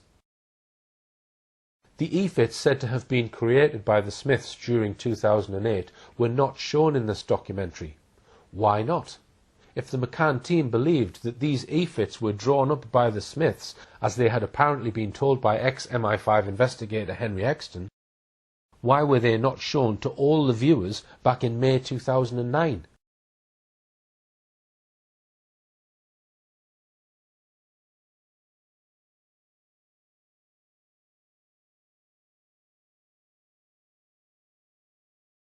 That's not an easy question to answer, but let's try, with the help of a curiously worded apology published by the Sunday Times in December 2013. What was this apology, and how did it come about? The BBC Crime Watch programme, which we'll examine shortly, went out on the 14th of October 2013. The EFITs, apparently produced by Henry Exton, were the highlight of the entire broadcast. Exton, it seems, was incensed and complained to the Sunday Times. Here's part of the original Sunday Times article published on the 27th of October, less than 2 weeks after the Crime Watch McCann special. Madeleine clues hidden for 5 years. The new prime suspect was first singled out by detectives in 2008. Their findings were suppressed. The critical new evidence at the centre of Scotland Yard's search for Madeleine McCann was kept secret for 5 years after it was presented to her parents by ex-MI5 investigators. The evidence was in fact taken from an intelligence report produced for Jerry and Kate McCann by a firm of former spies in 2008. It contained crucial EFITs of a man seen carrying a child on the night of Madeleine's disappearance, which have only this month become public after he was identified as the prime suspect by Scotland Yard. A team of hand-picked former MI5 agents had been hired by the McCanns to chase a much-needed breakthrough in the search for their missing daughter Madeleine. A report produced by the investigators was deemed hypercritical of the McCanns and their friends, and the authors were threatened with legal action if it was made public. Its contents remained secret until Scotland Yard detectives conducting a fresh review of the case contacted the authors and asked for a copy. They found that it contained new evidence about a key suspect seen carrying a child away from the McCann's holiday apartment on the night Madeleine disappeared. This sighting is now considered the main lead in the investigation. EFITs taken from the report were the centrepiece of a Crime Watch appeal that attracted more than 2,400 calls from the public this month. One of the investigators, Henry Exton, whose work was sidelined, said last week he was utterly stunned when he watched the programme and saw the evidence his team had passed to the McCanns 5 years ago presented as a breakthrough. Exton said they had focused on the Smith sighting, travelling to Ireland to interview the family and producing EFITs of the man they saw. Their report said the Smiths were helpful and sincere and concluded the Smith sighting as credible evidence of a sighting of Maddie. Their report was delivered to the McCanns in November 2008. This report by the Sunday Times Insight team was very clear. Exton was saying that the Smiths were credible people. They helped him to draw up 2 EFITs. The McCanns knew about these EFITs before November 2008 and were handed a report about the EFITs in November 2008. Yet, said the Sunday Times, the McCanns had done nothing about it for a whole 5 years. It was a serious accusation, much too serious for the McCanns to ignore. They sued the Sunday Times for what they said was a gross libel of them. This led to a small and very curiously worded apology printed some weeks later by the Sunday Times. Let's now look at exactly what it said. In articles dated October 27, Madeleine clues hidden for 5 years and investigators had EFITs 5 years ago, we referred to EFITs which were included in a report prepared by private investigators for the McCanns and the Fund in 2008. We accept that the articles may have been understood to suggest that the McCanns had withheld information from the authorities. This was not the case. We now understand and accept that the EFITs had been provided to the Portuguese and Leicestershire police by October 2009. This apology was not enough for the McCanns. They carried on with their libel action, eventually forcing the Sunday Times to pay them £55,000 damages, plus of course their legal costs. The one factual statement we are interested in is this. The McCanns claim that they provided these EFITs to the Portuguese and Leicestershire police by October 2009. Exton, as quoted in the Sunday Times, said he handed the report to the McCanns in November 2008. No doubt he would have told them about the EFITs as soon as he had produced them much earlier in the year. After all, the McCanns were paying him and the serial fraudster Kevin Halligan for his work. The McCanns say they provided the EFITs to the Portuguese police. Why have they not given us the actual date they did this? The same applies to their claim to have handed these EFITs to Leicestershire police. On what date did they do this? It seems they haven't told us. Also, the Times uses the curious phrase that they sent these EFITs by October 2009. This could mean anything. It could mean that they sent them a year earlier, or it could mean that they waited until the last day of October 2009 to do so. Why do we not get a clear, open answer from them? What we can draw from this is that the McCanns may indeed have sat on these EFITs, that is, withheld them from the police for about 18 months. The EFITs were probably produced in around April 2008, but only by October 2009, 18 months later, it seems, had they provided these EFITs to the two police forces. Why did they delay passing this apparently vital information to the police at all? So what happened to the two EFITs after they handed them in to the police? If they were handed to the Portuguese police and Leicestershire police as claimed, neither police force deemed them worthy of consideration. They did nothing, and neither did the McCanns. The next thing we know about the EFITs is the McCanns claim that the EFITs were passed to Operation Grange, the Scotland Yard team reviewing the Madeleine Mccann case shortly after it was set up in May 2011. My next task is to explain why the head of Operation Grange, Detective Chief Inspector Andy Redwood, also did nothing with these EFITs until they were presented to an audience of some 7 million people on the BBC Crime Watch McCann special some 2.5 years later. Why a further delay of 2.5 years? I will explain this in a moment, but first let's get back to our general theme of how the McCanns have made use of the Smith sighting. So far, I have identified 5 phases of the Smith man's sighting. Here they are again. Now to phases 6 and 7. Phase 6 of the Smith sighting ran from June 2009 to April 2011. This is the period during which the McCanns actively promoted the Smith sighting on their Find Madeleine website. Then, when Dr. Kate McCann published her book Madeleine on the 11th of May 2011, Phase 7 began. The further promotion of Smith man's sighting on 7 pages of her book. Let's now briefly examine these 2 phases. The sighting by an Irish family was uploaded to the McCann's Find Madeleine website immediately after the 2009 Channel 4 documentary. An Irish voice was heard explaining the sighting with the following words. I was with my family. We'd been out for the night. After leaving a bar, we took the back way up some steps. We turned off this street and up another street. I'm not sure of its name. We were walking up this street when I saw a man and he was carrying a child. I thought they were father and daughter, so I wasn't so suspicious.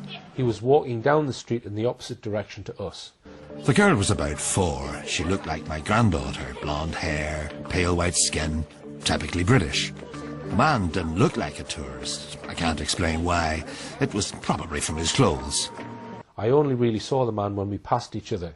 He was white, about 175 or 1.8 metres tall, perhaps 34 or 35 years old. He was slim to normal build with short brown hair. He didn't wear glasses, moustache or a beard. I can't recall what he was wearing apart from a pair of beige trousers. The girl was wearing light-coloured pyjamas. She was uncovered, no blanket or throw. Some of my family remember her having bare feet. He was carrying the girl over his arms with her head against his left shoulder. He looked a bit uncomfortable in the way he carried her. This followed the wording of Martin Smith's initial statement very closely, except for one curious thing. In his witness statement, he had said that the man was about 35 to 40 years old. Now this statement says he was perhaps 34 or 35 years old. Why is the age more precise? This new estimate of the man's age as 34 to 35 also appears in Kate McCann's book 2 years later. We can see here that Martin Smith's original statement has been adapted, maybe to make it appear more credible. We wonder how much did Martin Smith actively cooperate in the making of this Channel 4 documentary and his message being put on the McCann's website.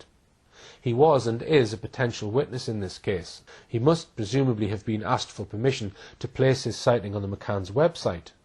Was he asked to allow the documentary makers to change his statement about the man's age from 35 to 40 to 34 to 35?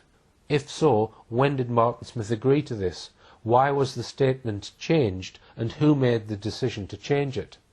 These are important questions which remain unanswered. What would happen if he was put in the witness box and a barrister put this to him? Mr. Smith, you told the police the man you saw was 35 to 40 years old. Why and when did you change your mind about this? So we've had a look at Phase 6. Now what about Phase 7? The further promotion of the Smith man sighting on 7 pages of Kate McCann's book. If we look through Kate McCann's book, we see several clear references to Smith man. Page 98. We subsequently learned that less than 50 minutes after Jane's sighting, when I still had to discover that Madeleine was missing, a family of 9 from Ireland had also seen a man carrying a child, this time on Rua de Escola Primaria, a few minutes' walk from apartment 5A, heading towards Rua 25 de Abreu.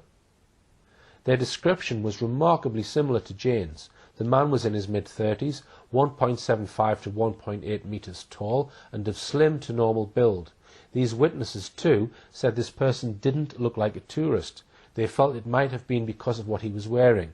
They also mentioned cream or beige trousers. The child, a little girl about 4 with medium blonde hair, lying with her head towards the man's left shoulder. She was wearing light-coloured pyjamas, had nothing on her feet, and there was no blanket over her. The man did not look comfortable carrying the child, as if he wasn't used to it. In this short paragraph, Kate calls the 2 descriptions remarkably similar, and mentions as many as 11 distinct similarities. It is clear that Kate is suggesting that Smith man was a genuine sighting, and probably the same man seen by Jane Tanner. Again on pages 328 and 329, Smith man is referred to, and Kate now suggests it is the same man. Quote, "Who knows why there was a 45-minute gap between the 2 sightings, or where this man might have been in between? I have long ago stopped trying to come up with answers, because I don't think I need to. If the child was Madeleine, and in 4 years no father has ever come forward to say it was him and his daughter, why would we assume that he was behaving normally or logically? There is nothing normal about stealing a little girl from her bed, so why should his subsequent actions be predictable?" She goes on to speculate. The abductor would hardly have been expecting to see Jane walking towards him as he escaped, let alone have anticipated that Jerry would be standing talking around the corner. Whatever plan was in his mind, he might very well have been forced by these near misses to change it pretty quickly. Then finally, on pages 370 to 372, we get a direct comparison from Kate between Jane Tanner's Tanner man and Martin Smith's Smith man. Kate McCann is right to say that the similarities are striking. The only description that differs significantly is in the colour and the length of the man's hair. There is one curious statement she makes in her book, though, page 371. She says that Jane saw a man 5'10" in height, 1.78 metres, making the man the same height as Smith man. But if you look at Tanner's statement, it indicates that the man was only 1.7 metres tall, which would make him only 5'7". Why the change of about 3 inches? Kate says in her book, the man's height was recorded incorrectly in her, meaning Jane Tanner's, statement. How does she know this? So we have seen in phases 6 and 7 how the McCanns made significance of the Smith man sighting. People bought her book and read about Smith man. People kept visiting the McCann's website and heard the Irish family's account of the sighting. But now we move on to the most vital new phase in the development of the Smith sighting. Phase 8, Operation Grange gets the Smith man EFITs and spends over 6 months planning a BBC programme to promote them. We know, as it's been admitted by the McCanns and Operation Grange, that very early on in the history of Operation Grange, the McCanns handed the EFITs to the Senior Investigating Officer, DCI Andy Redwood. Operation Grange, based at Belgravia Police Station, was set up in May 2011 when Prime Minister David Cameron was pressurised by Rebecca Brooks, the Chief Executive Officer of Rupert Murdoch's News International Empire, to set it up. We can assume that DCI Redwood had these 2 EFITs by the summer of 2011. One news report said it was August 2011. They were finally shown to the British public on a BBC Crime Watch show on the 14th of October 2013. Over 2 years later. Why the delay? I suggest 2 reasons. First, DCI Redwood couldn't use the Smith man EFITs until he had solved the problems created by the sighting by Jane Tanner. There were 2 main problems with it. It was not credible. There were numerous indications that it was fabricated. And, as we've just seen, how could you possibly explain a man walking around a small town for 45 minutes with a child you've just abducted? You couldn't. The second reason for the delay could be that he may have needed to have Martin Smith's cooperation with any broadcast about him on Crime Watch, especially as the Crime Watch McCann special was to be the most hyped Crime Watch show ever. We know on the record that DCI Redwood had 2 interviews with Martin Smith, one in 2012 and one in 2013, as the Crime Watch programme was being planned. We don't know if these meetings took place by DCI Redwood going to Ireland or Martin Smith flying to London. We don't know if any other members of the Smith family were present at these 2 meetings. What we can be almost sure about is that DCI Redwood would have discussed with Martin Smith the 2 EFITs he now had in his possession, and one would assume Redwood would have shared with Martin Smith exactly what he was going to say about the Smith sighting on the Crime Watch programme. Strangely, although DCI Redwood made a huge deal of the EFITs and made reference to the sighting by an Irish family, he did not actually say on Crime Watch that the Smiths produced the EFITs. I'll come to that in a moment.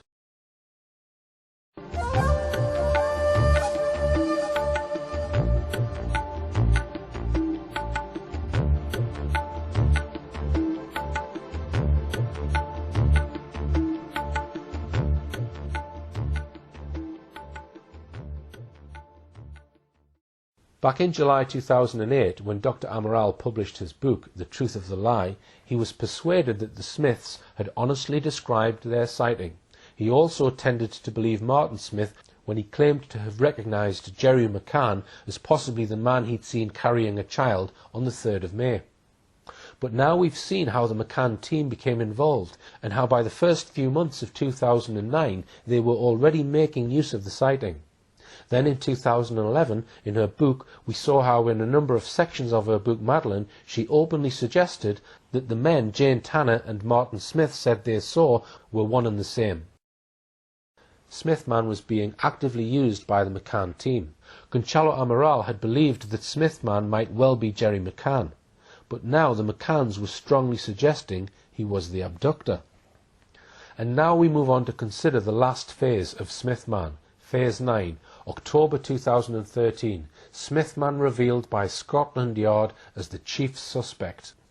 Let's now look at the relevant part of the transcript of the BBC Crime Watch McCann special on the 14th of October 2013. Madeleine and her siblings, Sean and Amelie, were staying in the front bedroom, which looked out onto the front car park.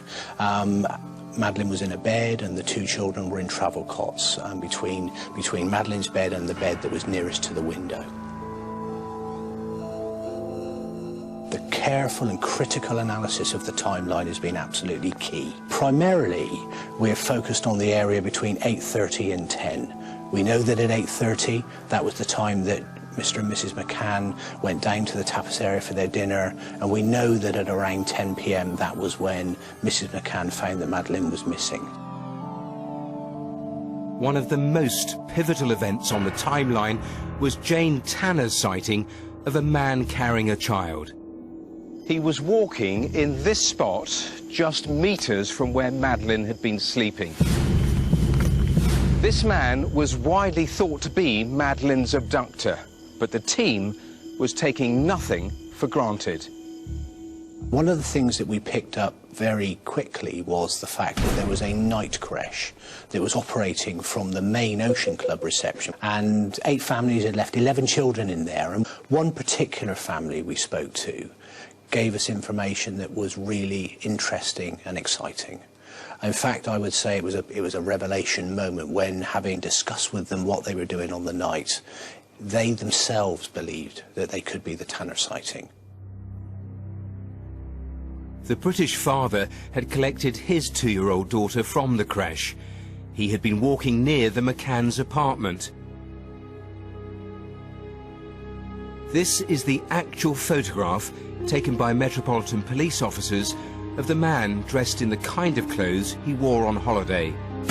This image was compared to the artist's impression. It is uncannily similar, and we know the pyjamas that their child was wearing, that it is, again, uncannily striking the similarity. So what you're saying is that the timeline that everyone was working on for years in this case was wrong? We're almost certain now that this sighting is not the abductor. But very importantly, what it says is that from 9:15, we're able to allow the clock to continue to move forward. And in doing so, things that have not been quite as significant or received quite the same degree of attention are now the centre of our focus. This was an enormous discovery for the team, an innocent explanation for the suspect who'd been at the centre of the case for 6 years. Their attention quickly turned to another sighting, which could now be the key to the entire mystery. It was here at 10 p.m. that an Irish family witnessed another man carrying a child. They saw him come down the hill from the direction of the Ocean Club, heading that way towards the beach. Could this have been Madeleine and her abductor? So, Redwood had effectively claimed to the British nation that he had traced, identified and eliminated the chief suspect, Tanner Man. He was almost certain, he told Crime Watch viewers. What now? Then, as we saw, Redwood came up with another bombshell. His chief suspect was now Smith Man, the man the Irish family said they'd seen. And he produced 2 e-fits of the suspect. Here they are. But when Crime Watch showed us these 2 e-fits, Redwood appears to have been guilty of some cunning sleight of hand. Let's just listen carefully to the actual words used on Crime Watch. It was here at 10 p.m. that an Irish family witnessed another man carrying a child. They saw him come down the hill from the direction of the Ocean Club, heading that way towards the beach. Could this have been Madeleine and her abductor? He was a white man with brown hair, and the child that he had in his arms was described as being about 3 to 4 years of age, with blonde hair, possibly wearing pyjamas. A description very close to that of Madeleine McCann. 2 of the witnesses helped create e-fits of the man they saw. Today, for the first time, we can reveal the true significance of these images. This could be the man that took Madeleine, but very importantly, there could be an innocent explanation. The e-fits are clear. Notice that presenter Amrul Awala does not actually say that these 2 e-fit images were produced by the Smith family. He refers, for some reason, only to the 2 witnesses. Then he says that the 2 e-fits of the man are clear. But most people who have looked at these two images suggest that they look to be images of two entirely different people. Moreover, computer experts have analysed the two images and consider that the two images have been produced on different EFIT computer programs. One image is grainy, the other is sharper. If they were, as claimed, drawn up by two members of the Smith family, why do they look like they were generated using different software? But still more relevant, why, if we are looking for just one man, do we get two images which, to most people, look like quite different blokes? The man on the left, when compared to the man on the right, has a fatter face, has a rectangular-shaped face. The man on the right has a triangular-shaped face. His curly hair brushed back, unlike the crew cut of the man on the right. He has thicker lips, has a shortish, flattish nose compared with the long, thin nose of the man on the right. It is highly unusual for the police to show two different EFITs of one man they are really looking for. It's even more unusual for a pair of EFITs to reveal so many different features. Why did the police not get the Smiths to come up with one composite EFIT of the man they said they desperately wanted to trace? But on top of that is the question of how an EFIT could have been constructed, bearing in mind the Smiths' initial statements. They only saw him for a few seconds, it was dark, the street lighting was weak, they all said that the child covered the man's face, so they couldn't see what he looked like. Each of them told the police explicitly that they would not be able to recognise the man if they saw him again. Here are the statements made by each of the Smiths about the man they said they saw. He did not wear glasses and had no beard or moustache. He did not notice any other relevant details, partly due to the fact that the lighting was not very good. He did not notice the body clothing and cannot describe the colour or fashion of the same.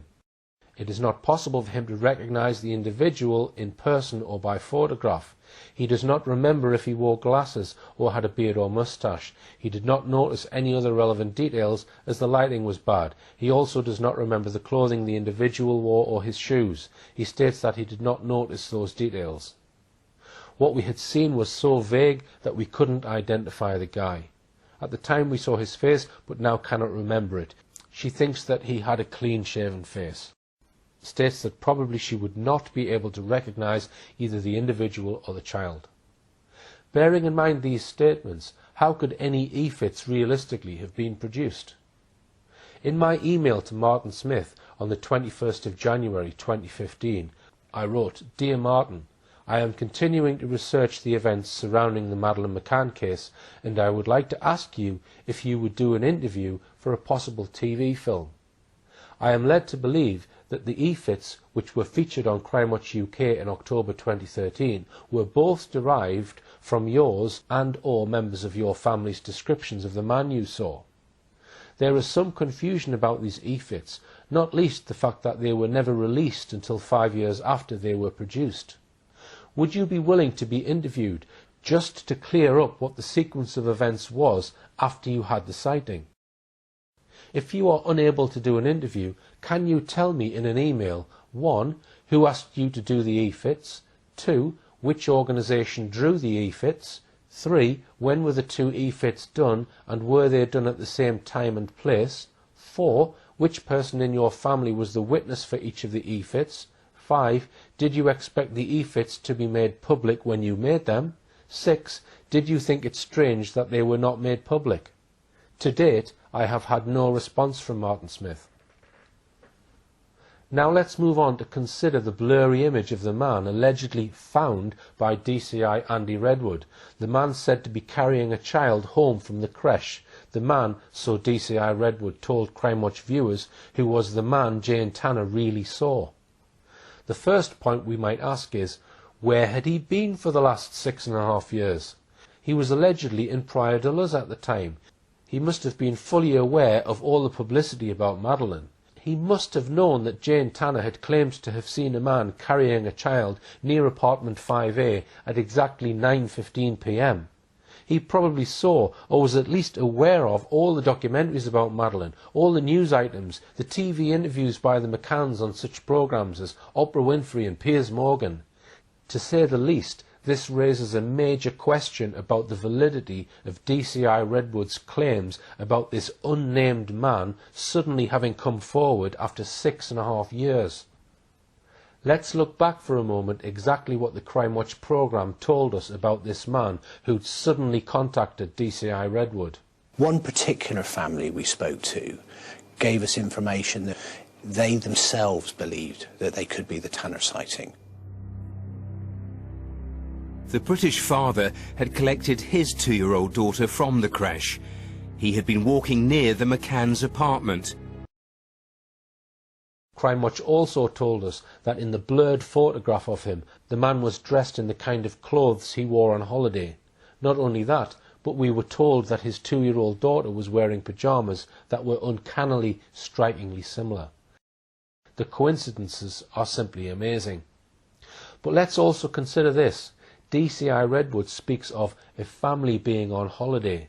It's reasonable to assume that the man's wife or partner, the child's mother, was with him on holiday. Where was she when this man was allegedly carrying this toddler back to his holiday apartment? Why did he not have a buggy or a pushchair? Why did he not have a coat, blanket or warm outer clothing for the child? We are simply being asked to take on trust from Scotland Yard that this man who comes forward after 6.5 years really exists. Do you believe him? There is surely room for doubt, and that doubt was shared publicly by one of the most respected workers with children, child psychologist and former state prosecutor Wendy Murphy, a lady who had studied the Madeleine Mccann case in depth. Here she is on Fox News giving her opinion on Scotland Yard's attempts to find yet another mystery abductor in the case. Help solve the mystery of what happened to Madeleine Mccann. She, of course, is the 3-year-old British girl who disappeared while on vacation more than 6 years ago. Now Scotland Yard is planning to release a new computerized sketch that shows a possible suspect. Wendy Murphy is a former prosecutor and a child advocate. She joins us now. Hi, Wendy. Good to be with you. Finally, 6 years later, investigators are releasing a computerized sketch of who they call basically a person of interest, a suspect that people saw around the vacation condo that night. What took them so long? I hope you don't mind if I duck that question because I'm not buying it. I mean, I think this is more PR than anything. There's, in my opinion, no new suspect, and there will never be a new suspect unless and until the parents answer questions. Remember, Kate McCann, poor Madeleine's mom, refused to answer 48 questions. Now, and Wendy, hired when a team was that? of lawyers right away. But this is important. She refused right away to answer. She hired lawyers right away, refused to answer 48 questions. Things like, what did you see when you walked into the room where your child was supposed to be sleeping? I mean, I am so not interested in being dragged down a rabbit hole about fake suspects. And I think this is all related to a civil suit now underway in Portugal. The McCanns sued the former police chief for defamation. Because he wrote and now this Kate book, wants this alleged tell-all book. Yes. But Wendy, hold on. Let me tell you the other side of this. Because there's a lot of evidence on the side of the parents being completely innocent as well. They say that the Portuguese police never took the case seriously. They never did the kind of investigation that we certainly would have done here in the United States, which is talking to other people at the vacation, where they were vacationing in Portugal. Furthermore, Kate and Jerry, the parents, have appealed to their country's Prime Minister, David Cameron, for help on this investigation. Is that something you do if you're trying to stay under the radar and you feel guilty? Do you hire the nation's biggest defense attorneys, PR firms, and refuse to answer questions? The Portuguese police did a very good job, and the PR misinformation, especially in this country, is doing a disservice to this poor little girl who is dead, I believe, and has no voice. The libel suit currently underway in Portugal is important because the McCanns sued that ex-police chief, claiming he lied about them in his book. Now, Kate McCann wants to testify in writing because she doesn't want to submit to cross-examination. I think this is all related to that, and this whole "we have a new suspect" thing is part of them again trying to distract attention from the fact that as parents of a missing, probably dead child, what are you doing not answering questions? Creshman served Scotland Yard's purposes. They had got rid of the embarrassing sighting by Jane Tanner, widely regarded as fabricated. Now they had got that out of the way, they could change the window of time during which the alleged abduction happened from 5 minutes to more like 50 minutes. And they had a brand new abductor, Smith man. But in this film, we've traced this series of 4 alleged abductors and found all 4 with inconsistencies. First, we considered Sagres man. We showed that the claim by Nuno Lourenco that Krakowski, on holiday from Poland for a week, had tried to snatch his daughter lacked credibility. It seemed he couldn't recall on what date it was supposed to have happened, and he didn't bother telling the police about it for days. We exposed the attempt to suggest that the McCanns were also in Sagres, and that Krakowski had seen Madeleine there as no more than a media invention, completely unsubstantiated. Then we saw the evidence that Jane Tanner's statement may have been fabricated and seemingly based on the same description that Nuno Lourenco gave about Krakowski. Next we saw that the sighting of Smith man by the Irish family had numerous problems, not least why it took so long to report their sighting, and the later enhancements to the sightings made by them or by others. Finally we have examined the unlikely creche man, which is a tale full of improbability and the most unlikely coincidences. Only one of these men has been proven to be real, and that is Sagres man, the man described by Nuno Lourenco, and he was actually Wojciech Krakowski. Is it possible that Nuno Lourenco, primed by others, deliberately invented a tale about an attempted abduction of his daughter? Is it possible he told his unlikely tale to the Portuguese police on the morning after Jane Tanner described her sighting, in order to try to convince the police that there was an abductor? Especially when one considers all the evidence in my previous film, there probably never was an abductor at all. It certainly seems that way.